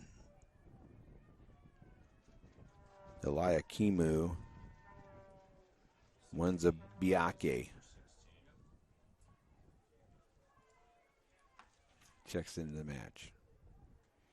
Good win now. Here's a shot from way out, rising over the top of the goal. So Bube tried to be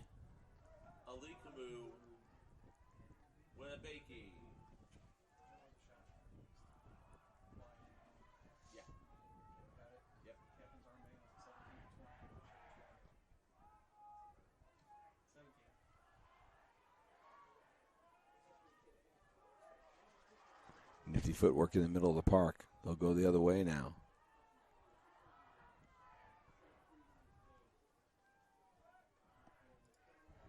That ball pinballs between several players. And now East on the attack, far side. They'll try and get it to the corner flag. Wait for some numbers to get forward.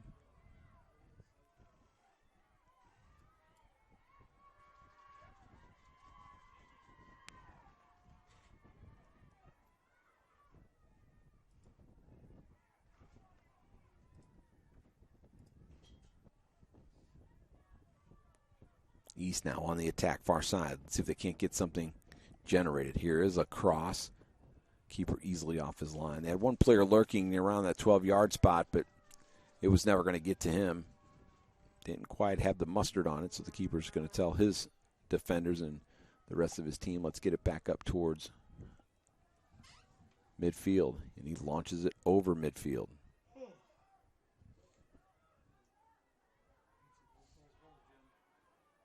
As Baker wants to give and go, that pass not where it needed to be off the boot of Osterley. And his coach talked about it. He's one of the better passers he's seen. Calls him a very slick passer that time. I think he would love to have it back. See if he can't lay it a little bit more into space instead of right at the defender.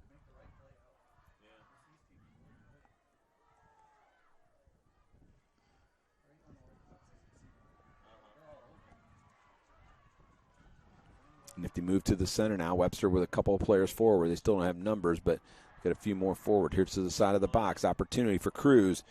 Knocked off the ball, and they'll still retain possession on the far side. There's Doyle. Here's Cruz to the touchline. Can he slide it back? He does. Shot over the top of the bar, and once again, guess who it was, folks? Baker. And we know that's at least his 4th opportunity here in this second half where he's been inside the 6-yard box with a chance to put one in the back of the goal, and he's been unable to do so. Checking back into the match now is Bioki for East High School, and he'll have some rested legs here for this final 7 minutes, but Baker still holding his head. Can't believe he missed yet another one. He has had many, many opportunities in this one. Has the 5'10 senior, 9 goals, 3 assists on the season, and I don't know that any opportunities are going to be much better than that one.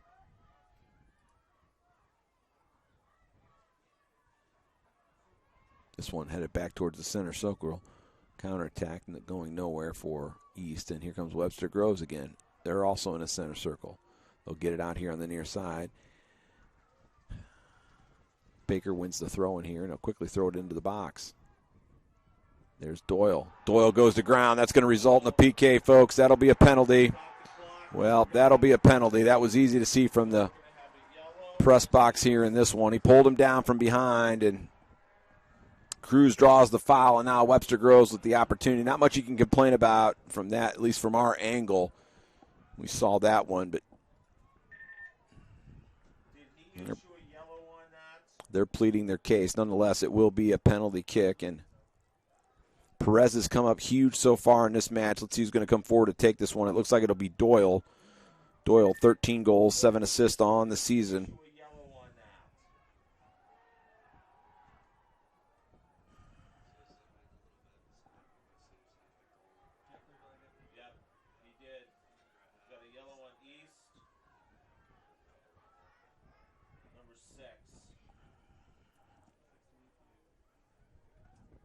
So the yellow card in that one goes against Masafiri Ibunga. And it looks like Doyle will be the one to take this one. Oliver Doyle, he's the senior captain, leading scorer for the squad, goal scorer for the squad with 13 on the year. Perez, the goalkeeper, that son. Don't think it'll really play a factor here in this one, as this is more straight on instead of from the angle, which comes over the top of our viewing vantage point. You can see that long shadow cast there.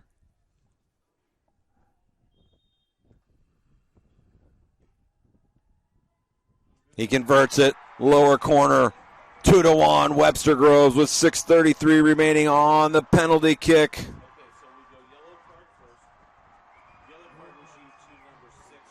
And the yellow card on that one goes to Ibunga.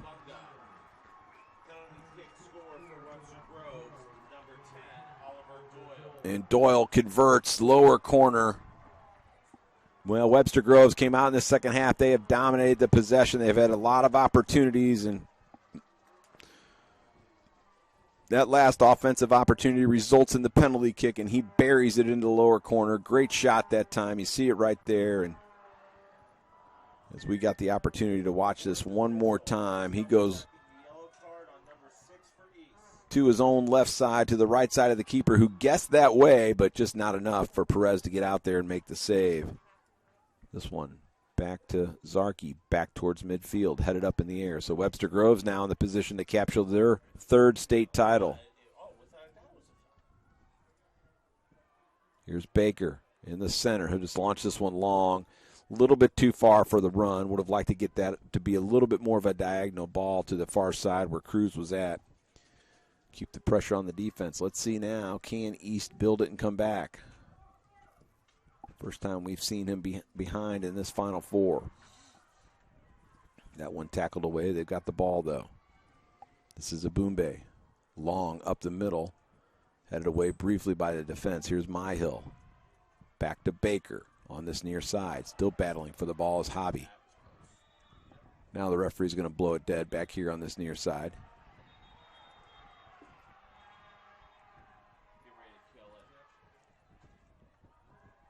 Now the referee's going to talk to Baker.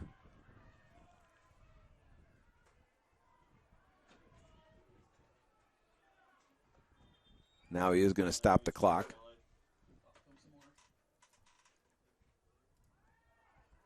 We're going to restart all the way back here.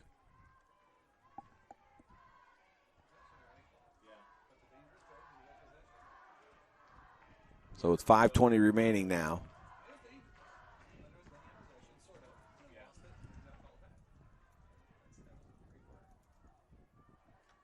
And Myhill will stand over this one to take the restart.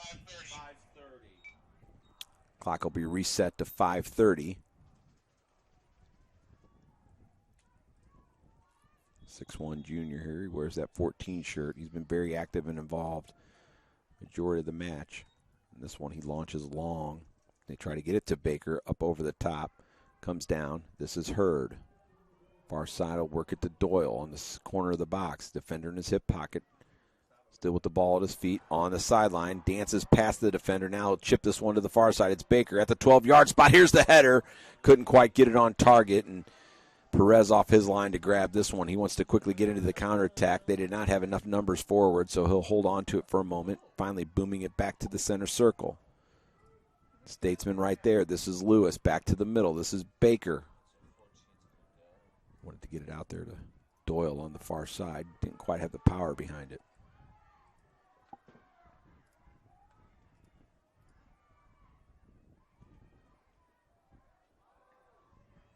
This one towards the 6, keeper off his line. This is Zarkey. Zarkey's going to be all right. He might be shaken up a little bit. He might have a cramp, and the referee's going to blow this one dead. He's going to have to come out of the match. Yep, he's going to have to come out. Yeah, this happened yesterday. He's having an issue with his leg, and No, because trainer hasn't come out yet. They're going to let him go. well, the referee's going to let him stay in, but Charlie horse, cramp, I don't know what it is, twisted knee. Started.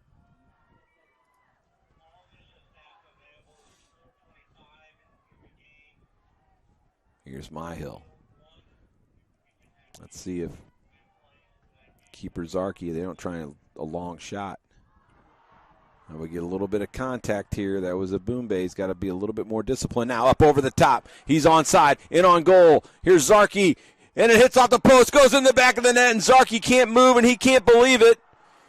4:01 remaining, and the break goes the other way on the counter attack. 24, I think it is. I believe this time, once again, 20. it was Abdallah, I believe, the captain this time. 14 for number 12. Black sub 14 for 12.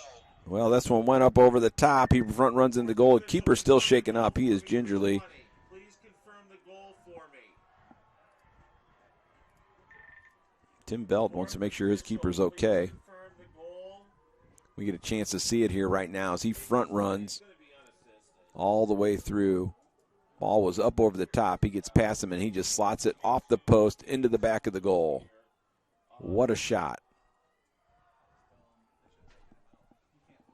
Off breakaway from 15 yards.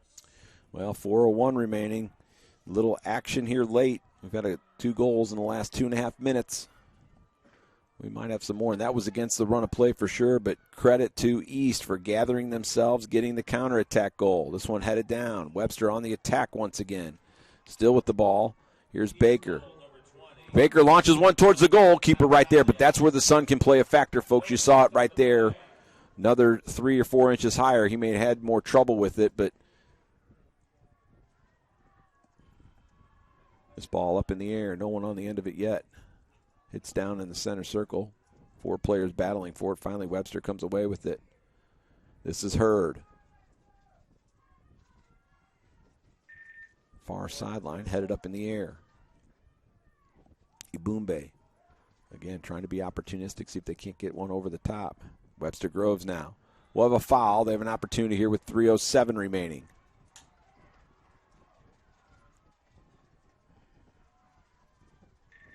Webster Groves taking their time. Statesman. This is Osterley. They're going to commit some players forward, including Myhill's going to come all the way from his center back position.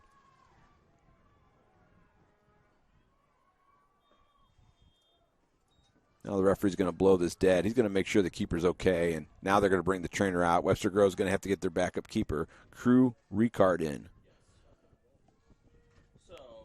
So Ricard is going to check in Luka Zarkey, and he is not going to be able to go.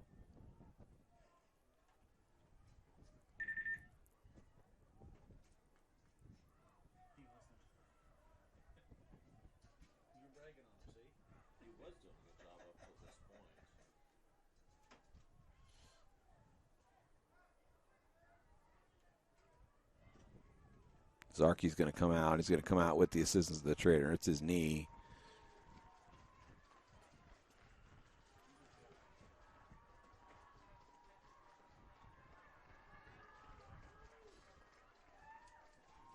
When you look at Ricard, he's a junior, 5'11", appeared in 6 matches this season. Got 3 shutouts to his credit, 31 saves. Can you confirm with East the goal number 20 for me, please? Substitution for Webster Groves, now in goal, number 1, Crew Reichert.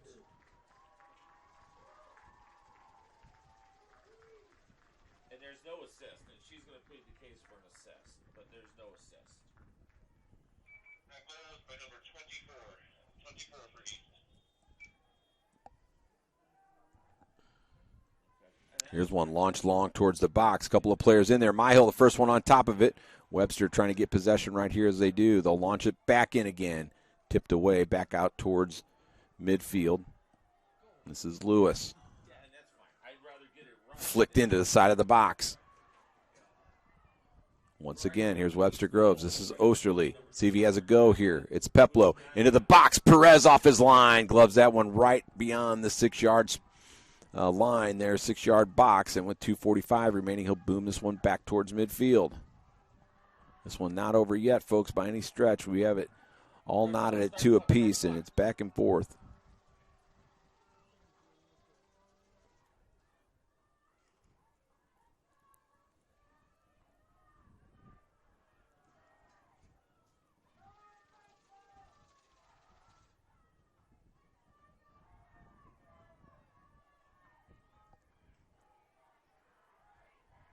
Webster Groves fans still getting into it.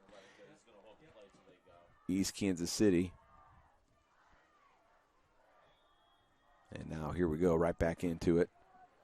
Just over 2 minutes remaining. Who's got the last attack in them during regulation? To the near side. East with an opportunity, side of the box. And that'll result in a corner kick now. Great restart opportunity. 20. Second one of the half. As Baker comes, or excuse me, Abdallah comes forward to take this one. It'll be a left-footed corner.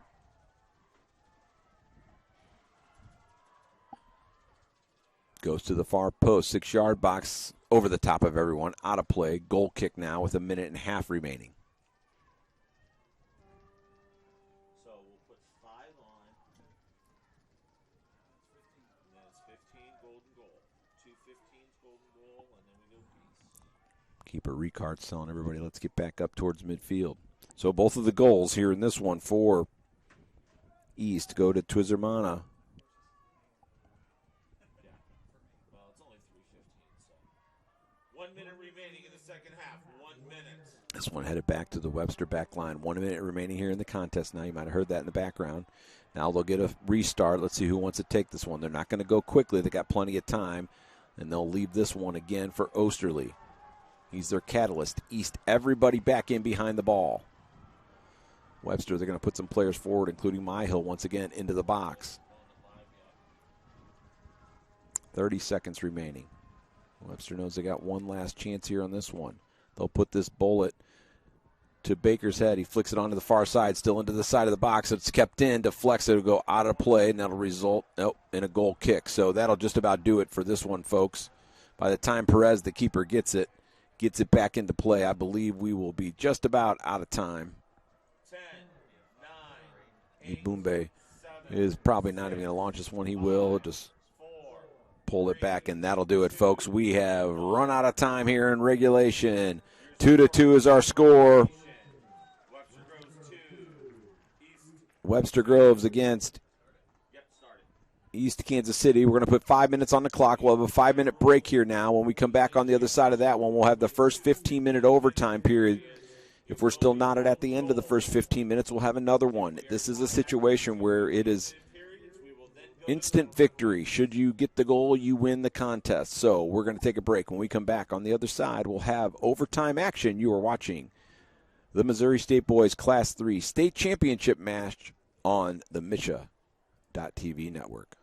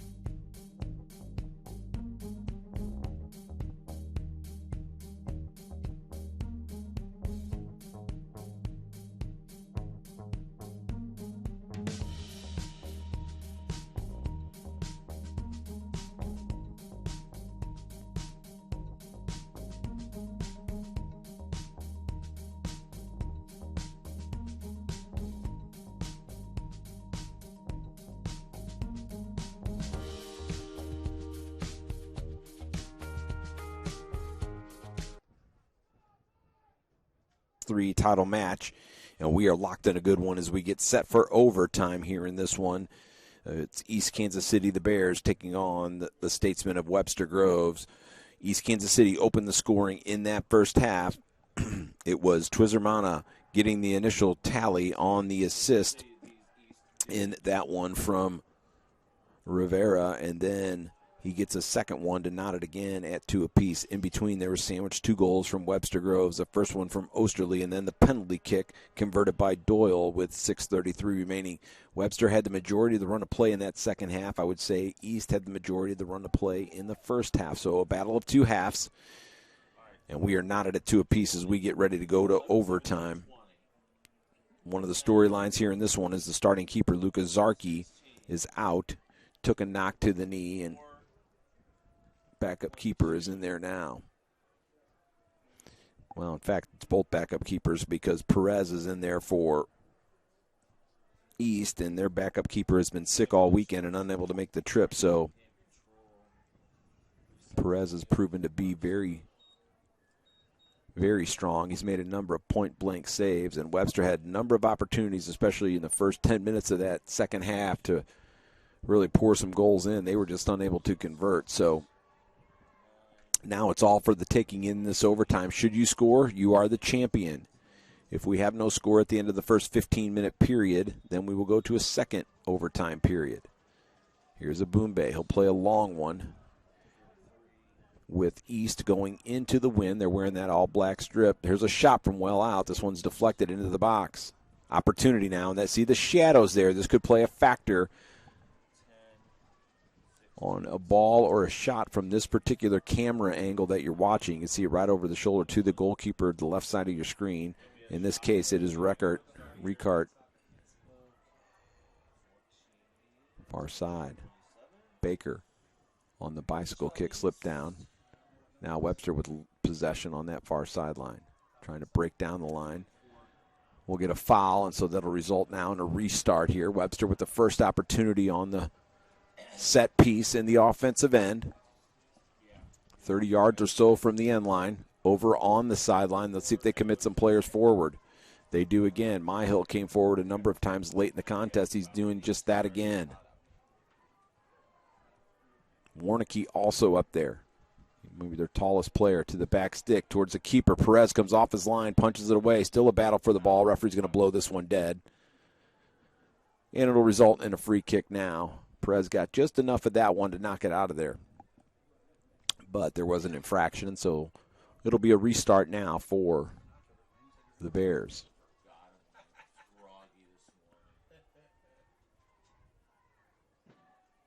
This one back to midfield.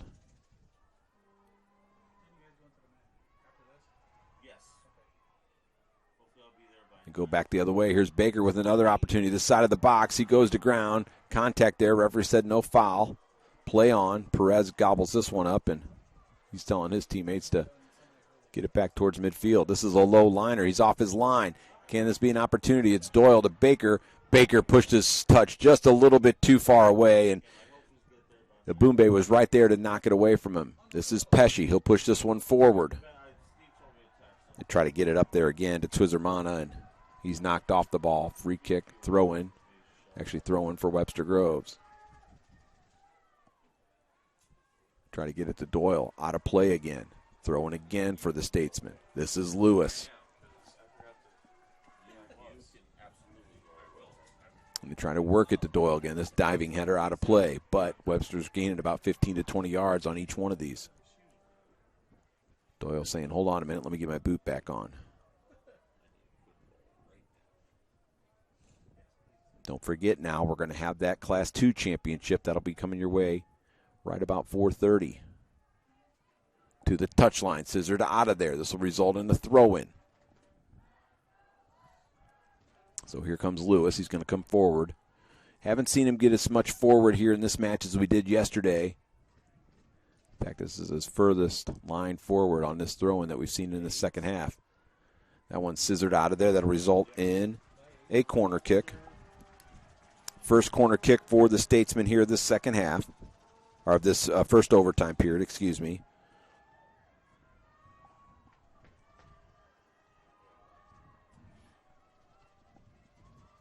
This is Osterley. Right into the teeth of the box. Keeper popped it up in the air. He did not grab it cleanly, but Webster didn't have everybody there. Myhill was lurking, but couldn't quite get on the end of it. Here's Pesci with a nice little bit of work. He'll throw it to the far side. On the attack now. Here comes East. Back to Pesci.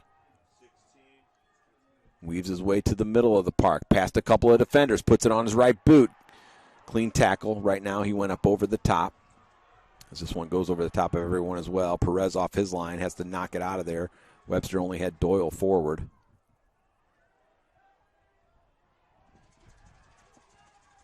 Well, Perez was hoping it could drift into the box and he could grab it, but it wasn't going to make it there before Doyle did. So good pressure from him. He's got the ball at his feet right now. Puts it on his right foot. Wants to have a go. Can't get the extra step. Abumbe knocked him off of it. Here comes East on the counter. That should be an offside. It will be. The flag goes up.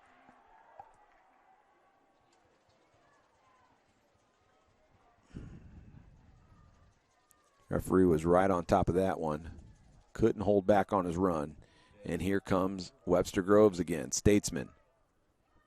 Championship would be their third. For East, it would be their first. This is Doyle. Back to the defender. Knocked out of play. Corner kick now. Their second one. And it will be a goal kick. Thought they had won the corner, but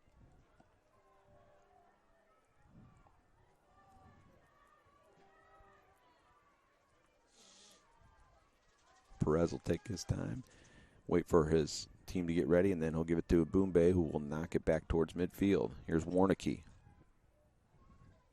Into the middle. This is Peplow. Late whistle there for the referee on that one. For the infraction, and now we'll go the other way.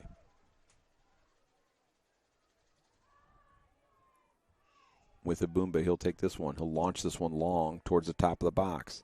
Isn't going to make it. That's into the wind, and that one got held up.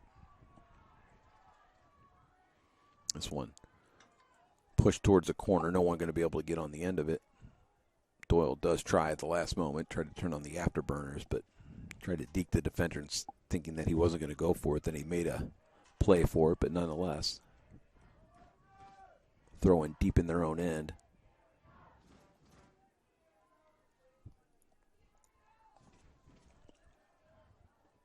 For the Bears. Here is that long throw-in.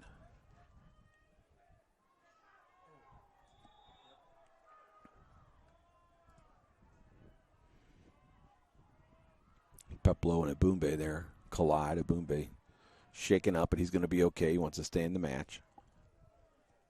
In fact, he's good enough. He's going to go ahead and take this free kick.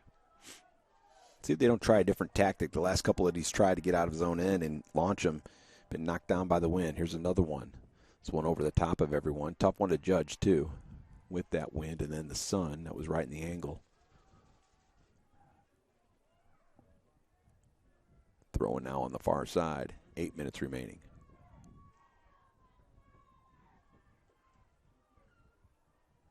Out of play throwing now for Webster Groves.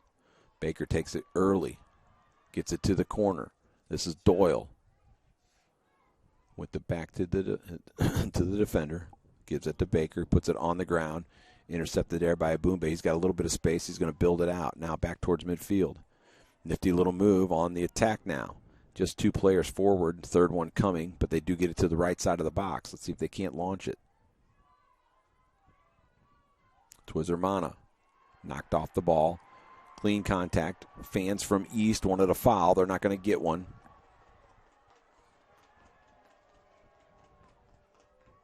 Here's Baker. They'll do a little give and go.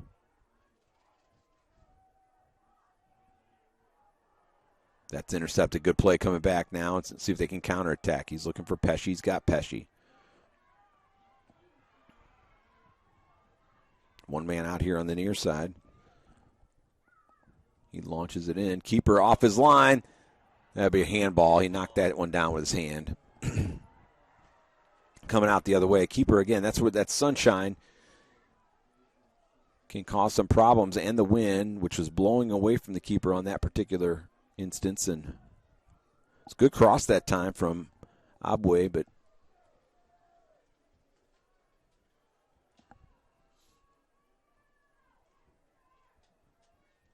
Did not result in anything for East now. We are 8.5 minutes into this first overtime period. That one settled down. They'll try and go back the other way.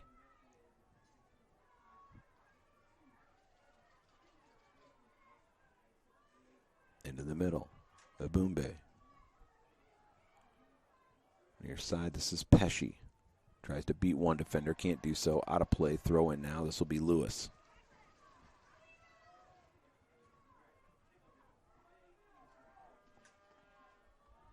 Long ball, they try to get it up to Doyle. Defender goes back one more time. Doyle trying to force the air. Can't quite do so. That one knocked away. Here's Baker. Into Doyle. Defender in his hip pocket. Faces up with him now. Here's the cross. Still with the opportunity. It's Peplow. Far side is one more time to Hurd. Now here's Doyle. Tries to work past the defender. Can't quite do so.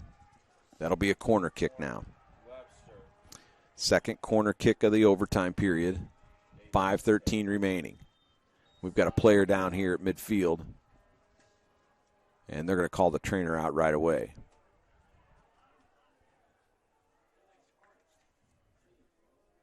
Don't forget now, folks, you can own this piece of Misha content forever. Immediately following the contest, click the download button. That will take you to the purchase page, and from there you'll be able to buy this piece of Misha content forever. You'll have the download, save it on a hard drive, put it on a flash drive, whatever you want to do, but it'll be your content to own forever, and you can do it right here on the Misha.tv network. This young man's shaken up for sure.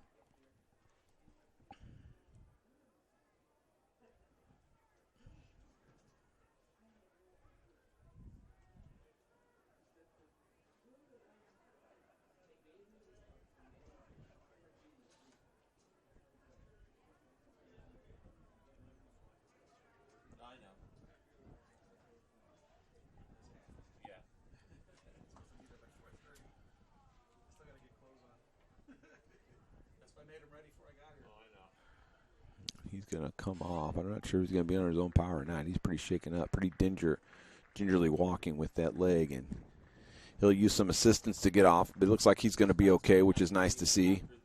If we go to a second OT, can somebody come up here and help me? Ibunga getting ready to check back in.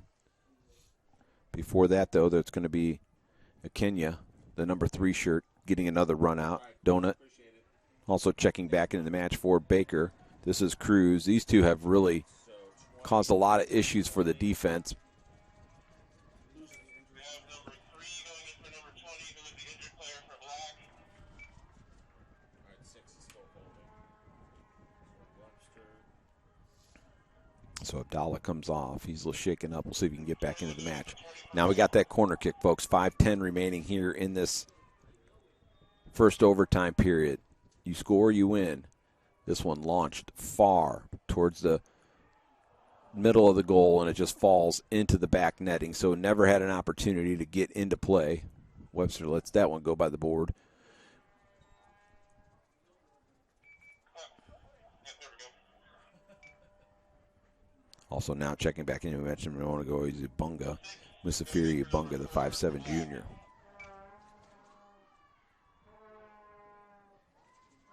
Fan still in this one. One of these two teams will get that championship. Earlier today in Class 1, it was St. Francis Borgia getting their first ever state championship in boys soccer. Webster's got 2 to their credit. They'd love a third. And, of course, East, this is their first time ever in the Final Four. Out of play right in front of the Webster student section. They'll have a throw in now. They'll go short, try and play a little possession, see if they can't build it up.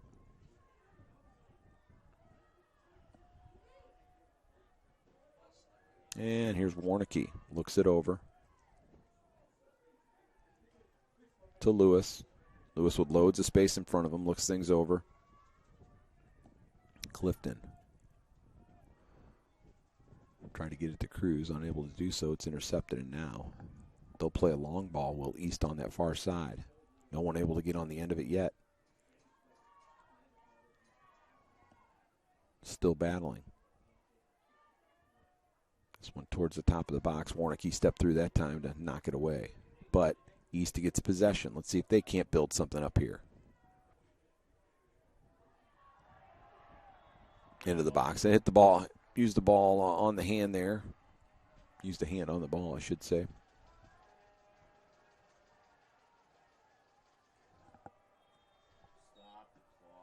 Looks like we'll stop the clock now with 3:25 remaining here. Another injured player. Looks like Abdallah's getting ready to come back into the match.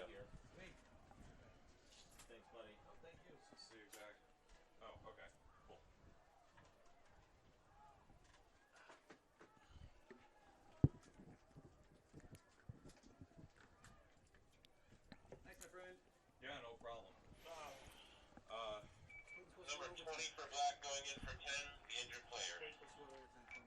Yeah.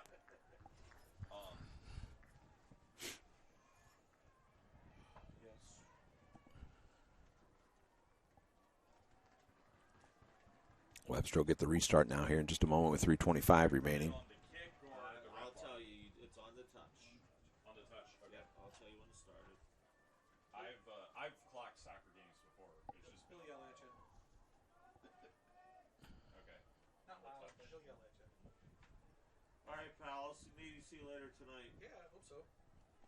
Thank you for all your help. You're quite welcome. Sorry I couldn't stay the whole day. No, but you're all right. I understand you got the thing tonight. Totally forgot. There's still our stop. Yep. If it's not a. Okay. Yep. And we started on with stopping on goals. Yep. Yeah, I know. Obviously, these stop on. Let's recap the scoring here in this one. It was early on, or about a little more than halfway through that first half, as Twizzermana got the first goal. Then, 13 minutes into the second half, 12 and a half to be exact, it was Osterley, followed up 21 minutes later on a PK. That was Doyle. He gave Webster a 2-1 lead, but it was late, 4:01 remaining, and Twizzermana gets his second, and that has pushed his team to a 2-2 tie. We are in overtime. And right now, first overtime period, as this one drifts out of play, it'll result in a goal kick.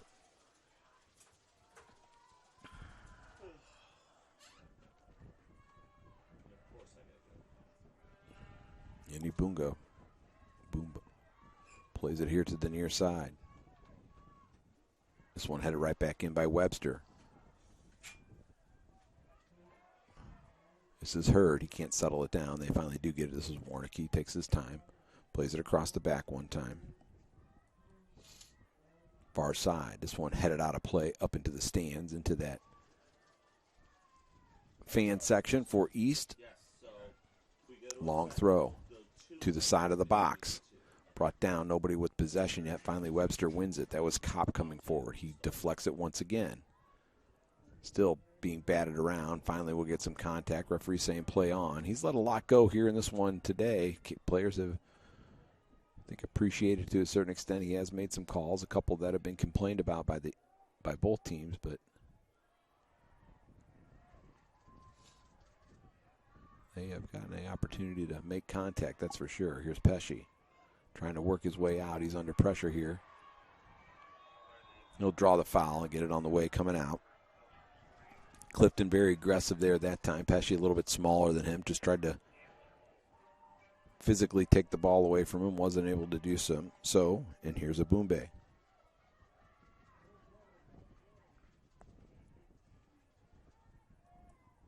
Midfield for him. This one held up in the air again by the wind, but they do get possession. On the build-up now. Here's East, still with the ball in the center circle. To this near side. If I can get it flipped pretty quick, we can go a few minutes earlier. That's why with you up here, They're still working it. starters, I can get That's a Bobway. flipped pretty quick. Here's Abui. And this went out of play, so it'll result in a throw in here. 50 seconds remaining. Let's see if Webster doesn't commit everybody forward now and see if they can't get one rush here at the end of the overtime period. This is Lewis. He'll come forward to take the throw. He wants to dump it down in the corner. It's off the side. Deflects out of play with 35 seconds remaining. Deep in their own end. I don't know that East is going to be in a big-time hurry to get this one back into play. 25 seconds remaining now. Into the middle.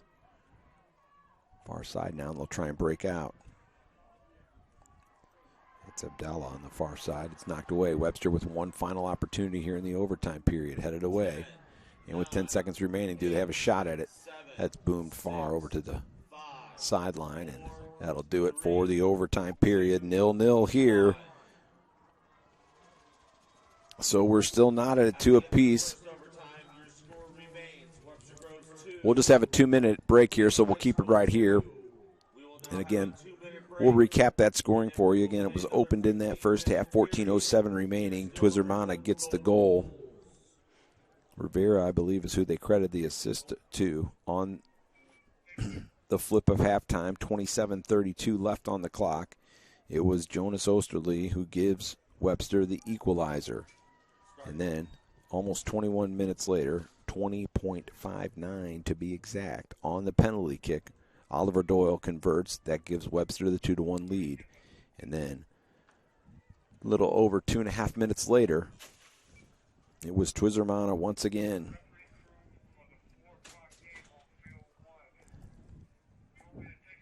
As we're getting set here for this second overtime again, this is a instant victory. If you get the shot in the back of the net, you win the state championship. 15 more minutes on the clock to do just that. If we're still knotted at the end of that one, then we'll go to penalty kicks.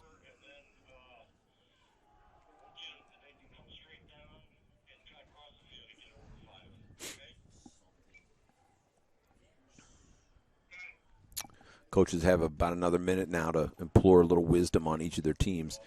Both of these teams, 20 wins on the season. Whoever gets to the 21st, that will crown them the state title holder in Class 3. 3 losses and 3 ties for Webster Groves, 2 losses and 1 tie for East. And as we've capped here this afternoon, it will be Webster's 3rd championship. This is the first ever appearance in the Final Four for East, so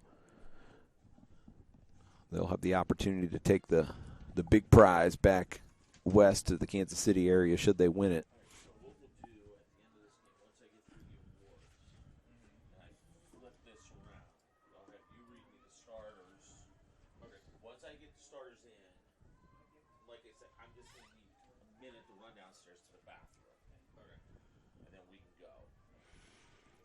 Webster Groves, first one back out there on the pitch right now. They're going to be moving from right to left on your computer screen. They know what's at stake here.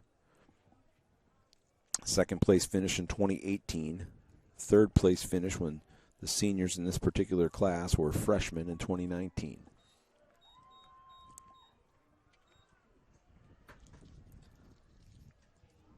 This would be Tim Velton's first crown. Of course, Coach Guerrero, his first crown as well.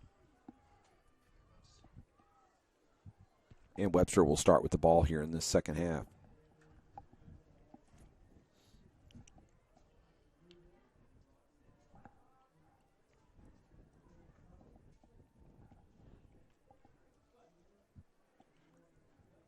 Officials all set to go.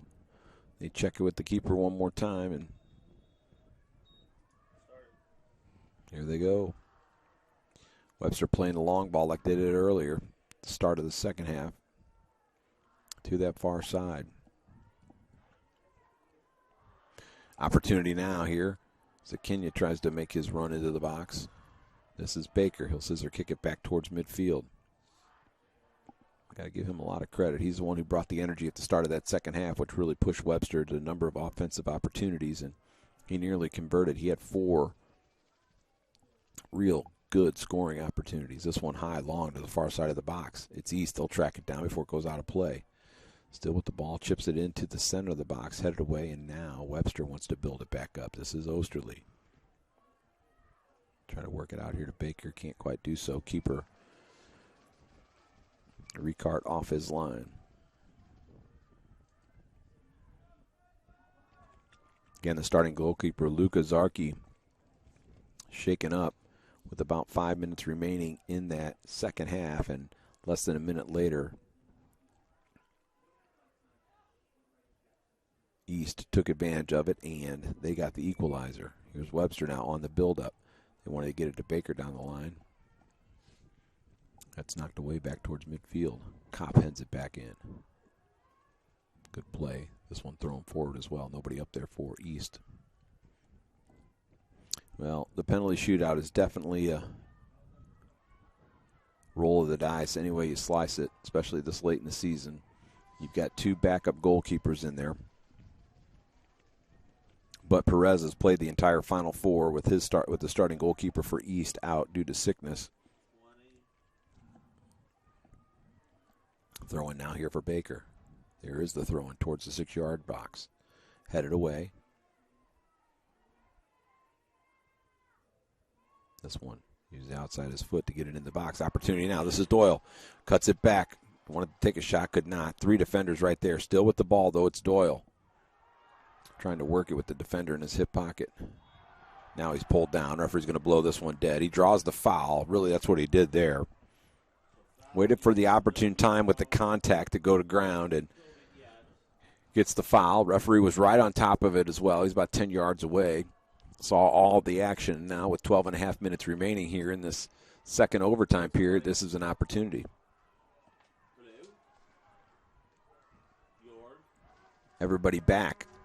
All but one player in the box. Or deep enough on the sideline. This one's a line drive. 6-yard spot off the head of Baker. He was the first one to it, then off the leg of somebody on the backside of that. He skimmed it just a little bit, did Baker, but the keeper, Perez, was in good position, went low to the ground to make the save, and that'll keep it knotted at 2 apiece. His boot to the far side. Now a breakout for East, and they can't retain possession.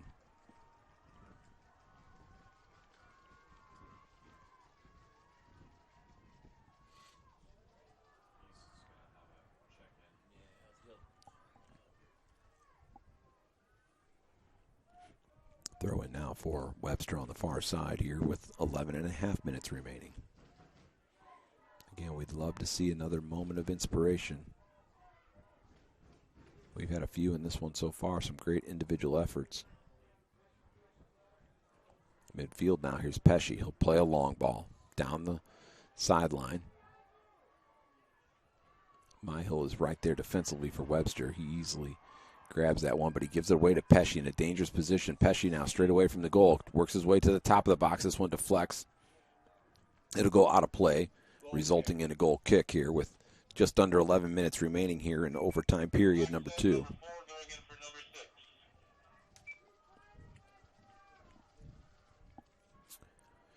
And this is Shabani checking back into the lineup. The sophomore, 5'8". He'll be in the center of defense. Number 4, Omar Shabani.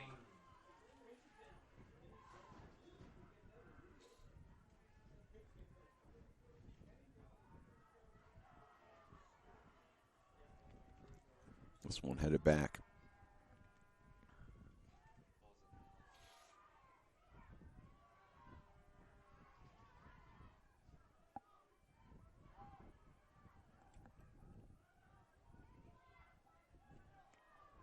Near side. This is Kopp. Plays a defeat. Good stepping in there. Time to play defensively. Abumbe. He reads the ball very well. Down at the corner now. They try to get it to Doyle. Had a little bit of spin on it. Drifted out of play.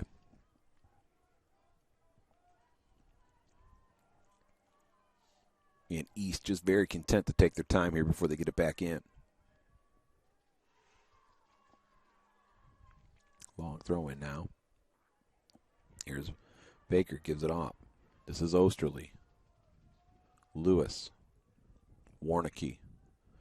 Myhill, those work it around. He'll play one forward. Good ball to Hurd. Hurd, he's got Baker with him. Tries to work it up to pass Baker. He's still got the ball at his feet. He'll launch this one across. Top of the 18. No one able to get on the end of it. We got a battle now, and a couple players go down. Referee's going to blow this one dead.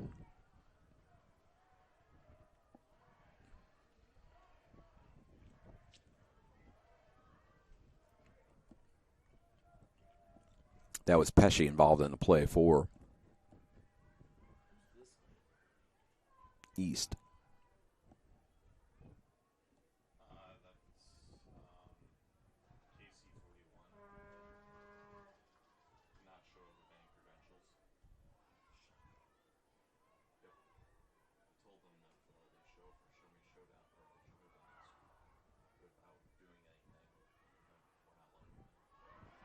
Good play here now, so he's trying to make the build-up for Hurd. Hurd knocked off the ball. He'll draw the foul. Dangerous opportunity now for Webster Groves. 8.5 minutes remaining. Osterley now, he's going to go over and take this one.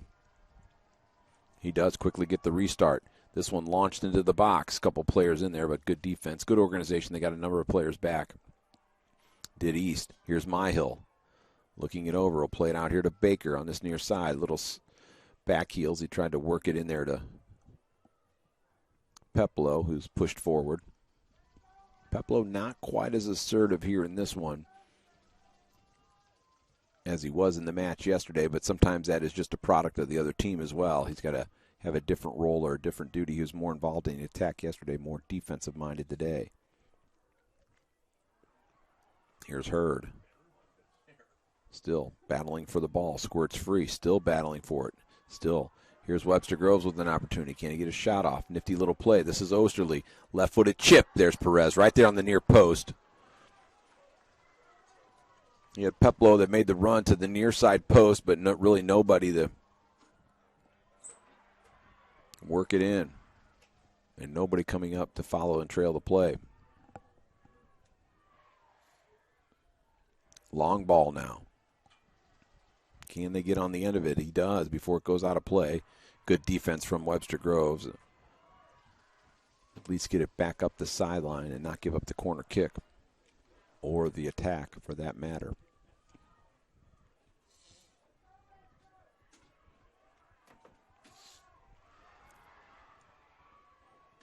That was Munga.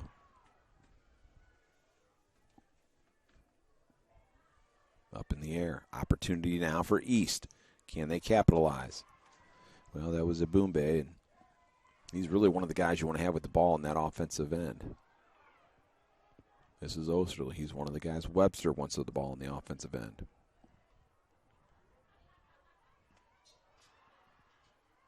Here's Hurd.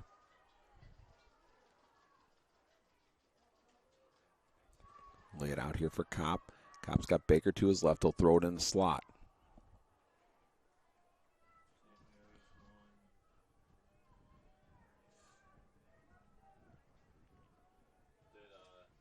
Liberty win? Liberty North? They were winning. How long ago was that? I don't know. Well, you can bet they're going to try and get this one to Doyle. He's been their target man. See him trying to back down the defender. Instead, they go shorter. Here's Baker. Now he tries to go to Doyle. Good defense. He had him double team there. Here's Kopp. Right into the teeth of the defense. Baker crashes the play and deflects it now. Other way for East. 5:20 remaining here in the second overtime. On the move here. Cut back. Side of the box. Still in the box. Player goes to ground. They wanted a foul. Not going to get one. Referee was in great position to make the call or the no call. This is Abumbe. He slots one through. Oh, and he was just off stride. He's begging for a foul. He just fell down. Ball went one way. He went the other way with 4:51 remaining. And who has that moment of inspiration? Who's got the quality to finish in the final third? Here's Doyle. We know he does should he get the opportunity. Here's Pesci. He's been a great playmaker. Throws this one long. Nobody there. They were still coming back to be onside. Again, with Webster Groves trying to play that straight high line. Across the four-back defenseman. Here's Abumbe. He might be somebody that could do it. Right now he runs past two defenders. He'll slot one through. Again, offensive player coming back the other way. And he's a little miffed at his teammate, but nonetheless, you can bet he's going to reload and come right back at it again.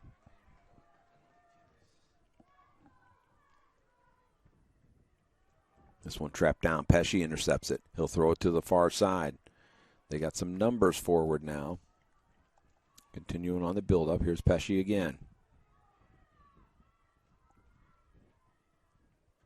Towards the 6, headed away nicely by Myhill, but not out of danger. Pesci was there, couldn't quite retain possession. Now long ball the other way. This is Doyle. Doyle chests it down. Plays it back, wants it back. Doesn't get it. It's intercepted.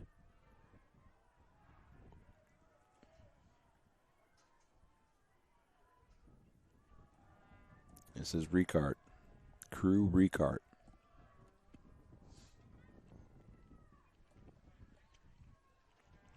Called upon in emergency duty here.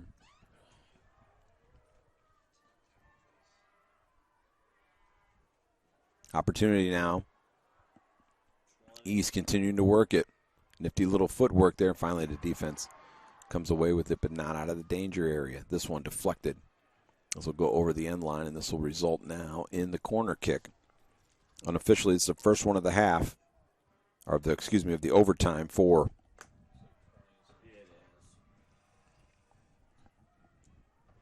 East, and they're going to pull their players forward here. 6 in the box. Webster, everybody back. This one curling away from the goalkeeper towards the 6-yard. Top of the 6-yard. It gets away. This is a Boombay. Tries to tee it up on his right foot. He'll play it out here. Little opening on the side. Here's a shot. And we'll get an offside call. That'll be the second one here of overtime. Officials' flag went up. 2 minutes remaining. Now they'll go the other way. This is Kopp to Baker. Trying to work his way through a couple of defenders. He goes to ground. Referee will call that foul. Here's Osterley.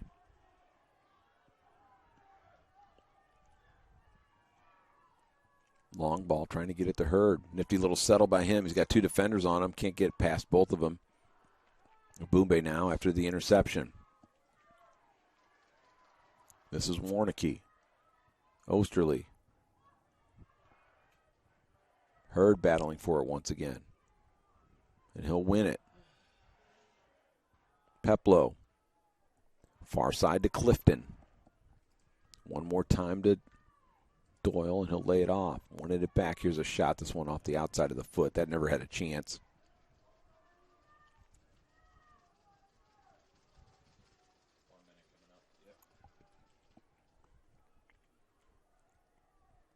Now Boombay is going to come all the way back to take this restart on the goal kick. Looks like the way we're headed right now, folks. We will have a penalty kick shootout. Each team will select 5 players. We'll pick one selected goal. And that's the order, or then we'll kick those 5. Whoever's up on top at the end of that will win the penalty kick shootout. Should they still be tied, we'll go to another round.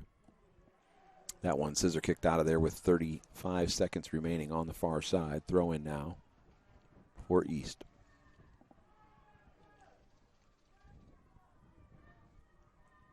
Side of the box now. Can he draw the foul? No. Back to midfield. Webster packing it in defensively. This one along the turf. Keeper, a little bit of trouble with it. He does give up the corner kick now. Opportunity. East can throw everybody up there. Here's the corner kick. Left footer. Knocked up out of the air. That should just about do it here. Abumbe with the shot. Deflects around a couple of players. And the clock has wound out. The buzzer sounds. And at the end of regulation and the end of 2 overtime periods, we are still knotted at 2 apiece, folks. And that will result in a penalty kick shootout. Your score, Webster Groves 2, East 2. We will now go to penalty kicks. Nope.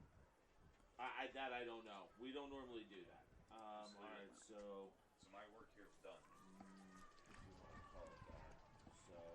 And we'll find out which goal side they select. All right. I'm going to need somebody, especially with East, to tell me who the hell's kicking. Yes, they're kicking it here. Yes, that's correct. Well, each team will pick 5 players here. The goalkeepers are eligible to take a penalty kick.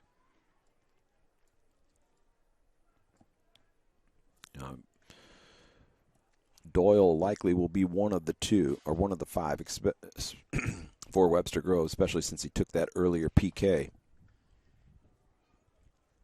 Let's recap the scoring now as the referees sort everything out.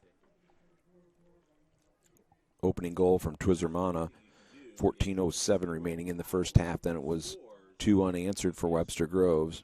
First, Osterley gets it with 27-32, and then with 6:33 remaining, the penalty kick from Doyle gave them the 2-1 lead after they had equalized. And then we were all knotted at 2 apiece after another great goal from Twizermana. He front ran as the ball squirted free, was able to get in on goal and slot it past the keeper off the post.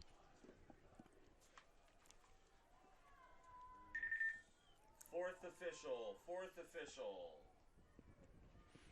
And they're going to talk things over, bring the captains here towards midfield.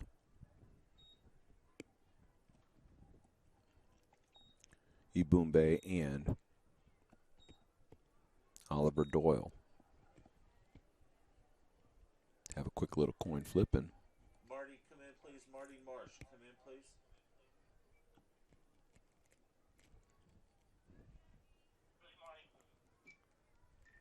Marty, before we get started, could you have the fourth official call up here to the press box? I'm going to need him to help me with numbers for East. all right now. Kicks will be taken to the goal to the right side of your camera angle, where the scoreboard is at.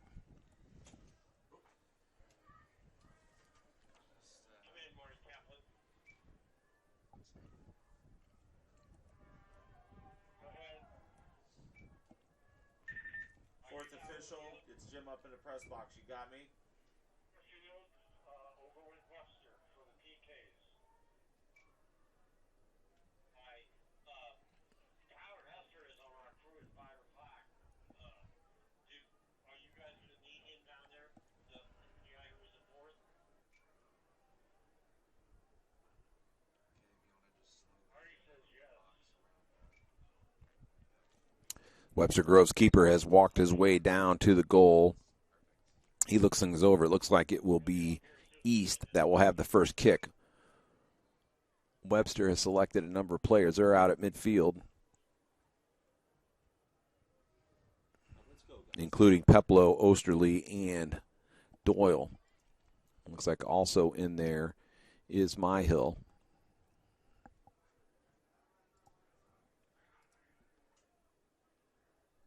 right, so we got 17, 4, 20, 16, and there's one more. 15? 19? It's either 19 or 15. I see a 19. Okay. How you doing? We'll find out here in a little bit. Yep. Anthony, you guys happy? Anthony? Yeah, what you need? Looks like Webster's going to go first. Still no hurry for you to bring the crew down for the next game. Okay? All right. Okay. I'll let you know when it's time for them. Perez will take his place, too, in the goal. And looks like Webster will shoot first here in this one. Webster will shoot first. So Doyle will be the first kick for Webster Groves. Oliver Doyle will kick first for the Statesman. Fourth official, thank you so much. This is going to help out immensely with this.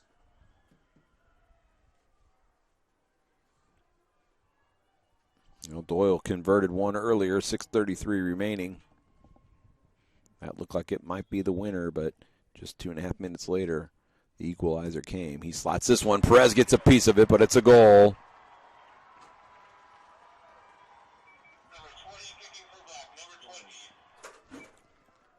Now first one for East. For East, number 20, Abdelmunde. This is Abdallah.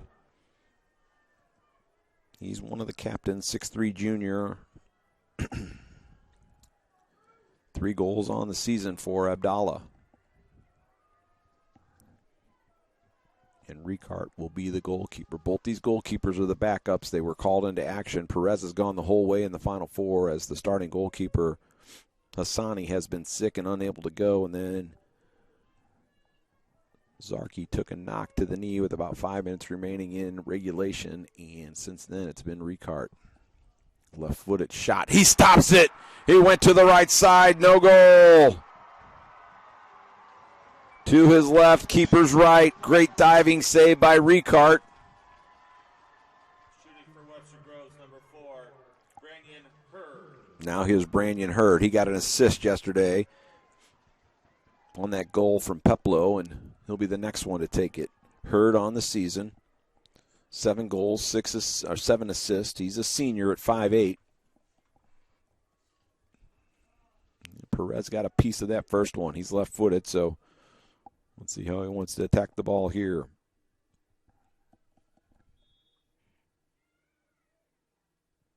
Hurd goes to the right side. He converts another one. Keeper went to the same way he did the first time. Hurd put it the other way and slots it in. Now Pesci will come forward. He'll take the next one for East Kansas City. Number 16, Charlie Pesci.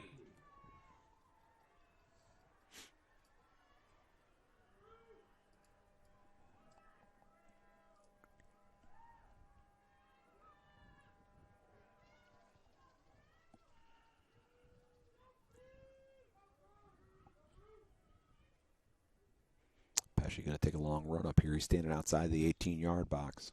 Keeper has to stay on that line. Can move. He makes another save, this time to his left, and that was equally as big as the first one. Pesci can't believe it. He really didn't place it in the corner. It was more towards the center of the goal, but as soon as the keeper went down to his own left, the ball was right there. And now if Webster Groves scores this one, could really put the pressure on.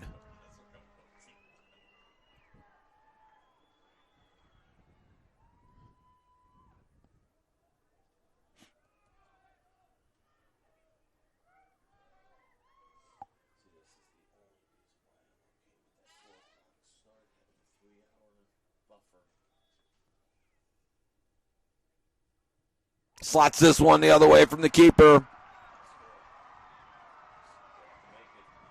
Now they have to make all 3 of the remainders. 17 for Black is up next, number 17. Next shooter for East, number 17, Safari Ebumbi. Now here comes the captain, Ebumbe. He's 6'4", junior. Ebumbe on the season, 7 goals and 5 assists. He's really been their catalyst, probably their best player both of the last 2 days.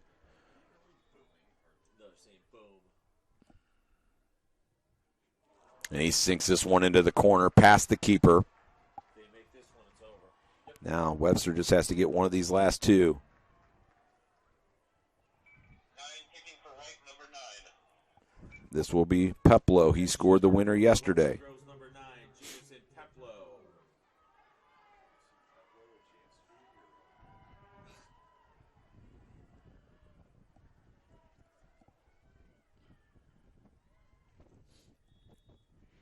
Let's see what he wants to do here. Right-footed boot. Puts it in the back of the goal, and that'll do it, folks. Webster Groves.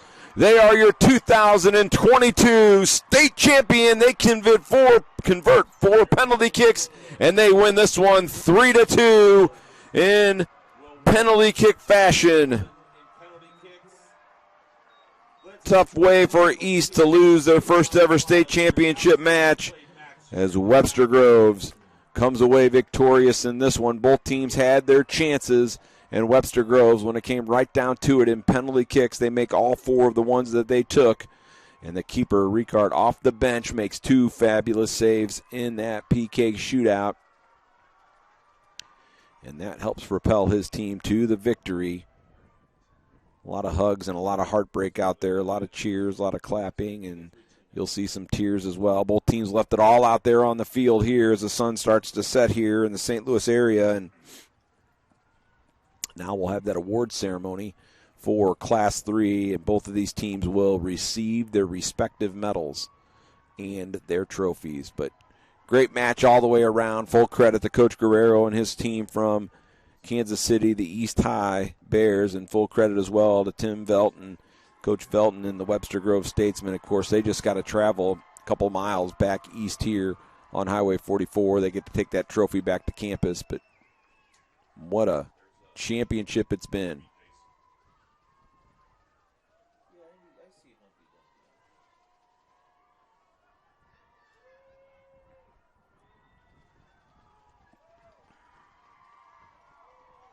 Webster Grove student body on the far side. They've emptied the stands. They're euphoric in this one. All the parents, all the crowd here on this near side for Webster also extremely happy with the championship as well. And so each team now will get their respective trophies and their medals. Congratulations to both on a hard-fought ball game. And when it came right down to it, it was the penalty kicks and the keeper, Ricart, able to make the save. As they're doing that, let's recap it. Final stats for this one.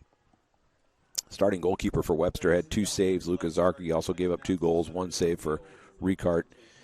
As they came on behind that, East had 12 shots. Webster had 17. Elias had made 7 saves, gave up 2 goals.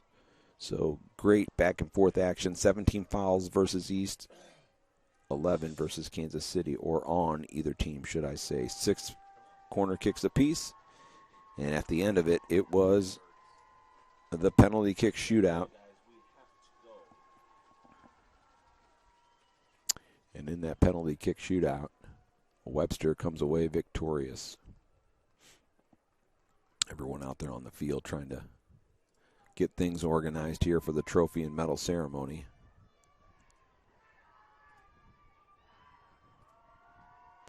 As East Kansas City, they will get their trophy first.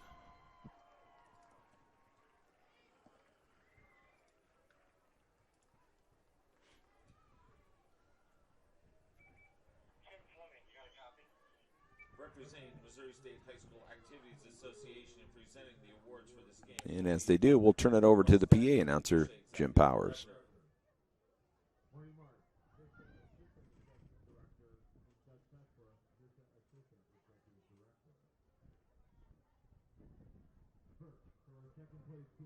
Let's give a big round of applause for the East High School Bears as the team captains are presented with their trophy.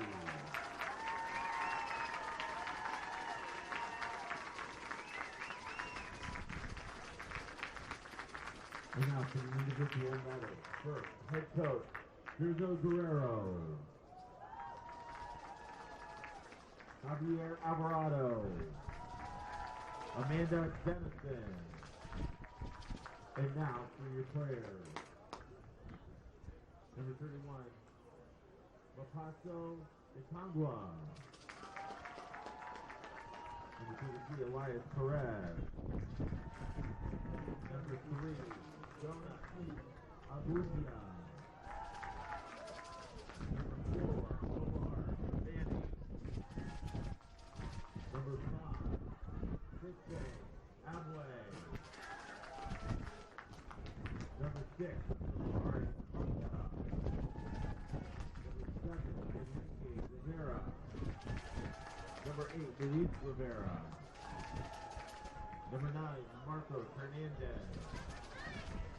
Number 10, Isubi Bayo. Number 12, Alicia Wilson. Number 13, Wade Sambo. Number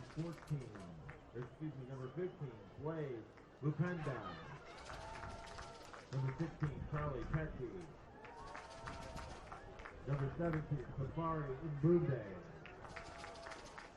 Number 18, Intangano Ramadani. Number 19, Mason Victor. Number 20, Abdulande Abdallah. Number 21, Yusene Munga. Number 22, Norbert Simbi. And number 24, Jackson Emmanuel. Congratulations to the East High School Bears on a fine 2022 season and second place finish in the state of Missouri.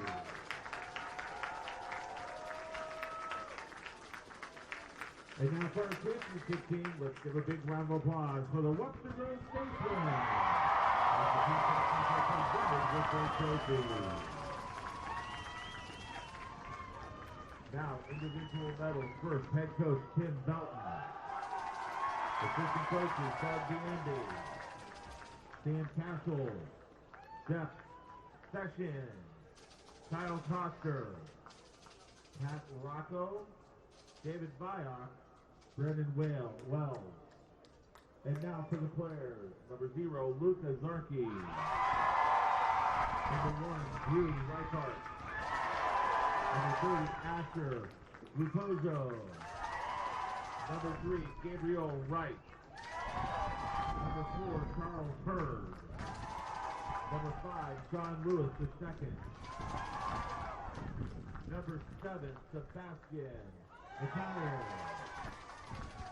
Number 8, Jonas Osterley. Number 9, Jameson Teplo. Number 10, Oliver Doyle. Number 11, William Tuck.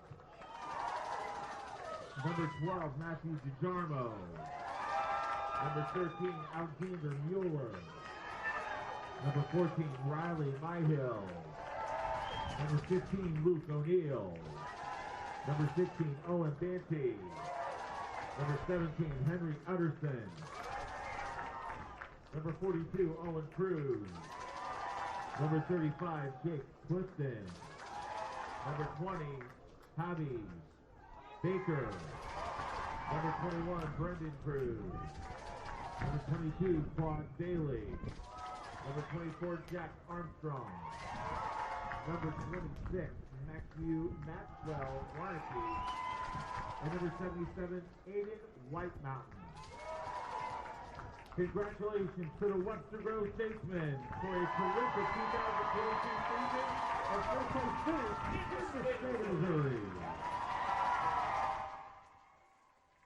Well, ladies and gentlemen, there you have it. The Webster Grove Statesmen capture their 3rd state title, and they have been a mainstay in this Class 3 championship since 2014 when they took their first crown. And in the last 8 years, they have won 3 of those with a 2nd place finish in 18th and a 3rd in 19th.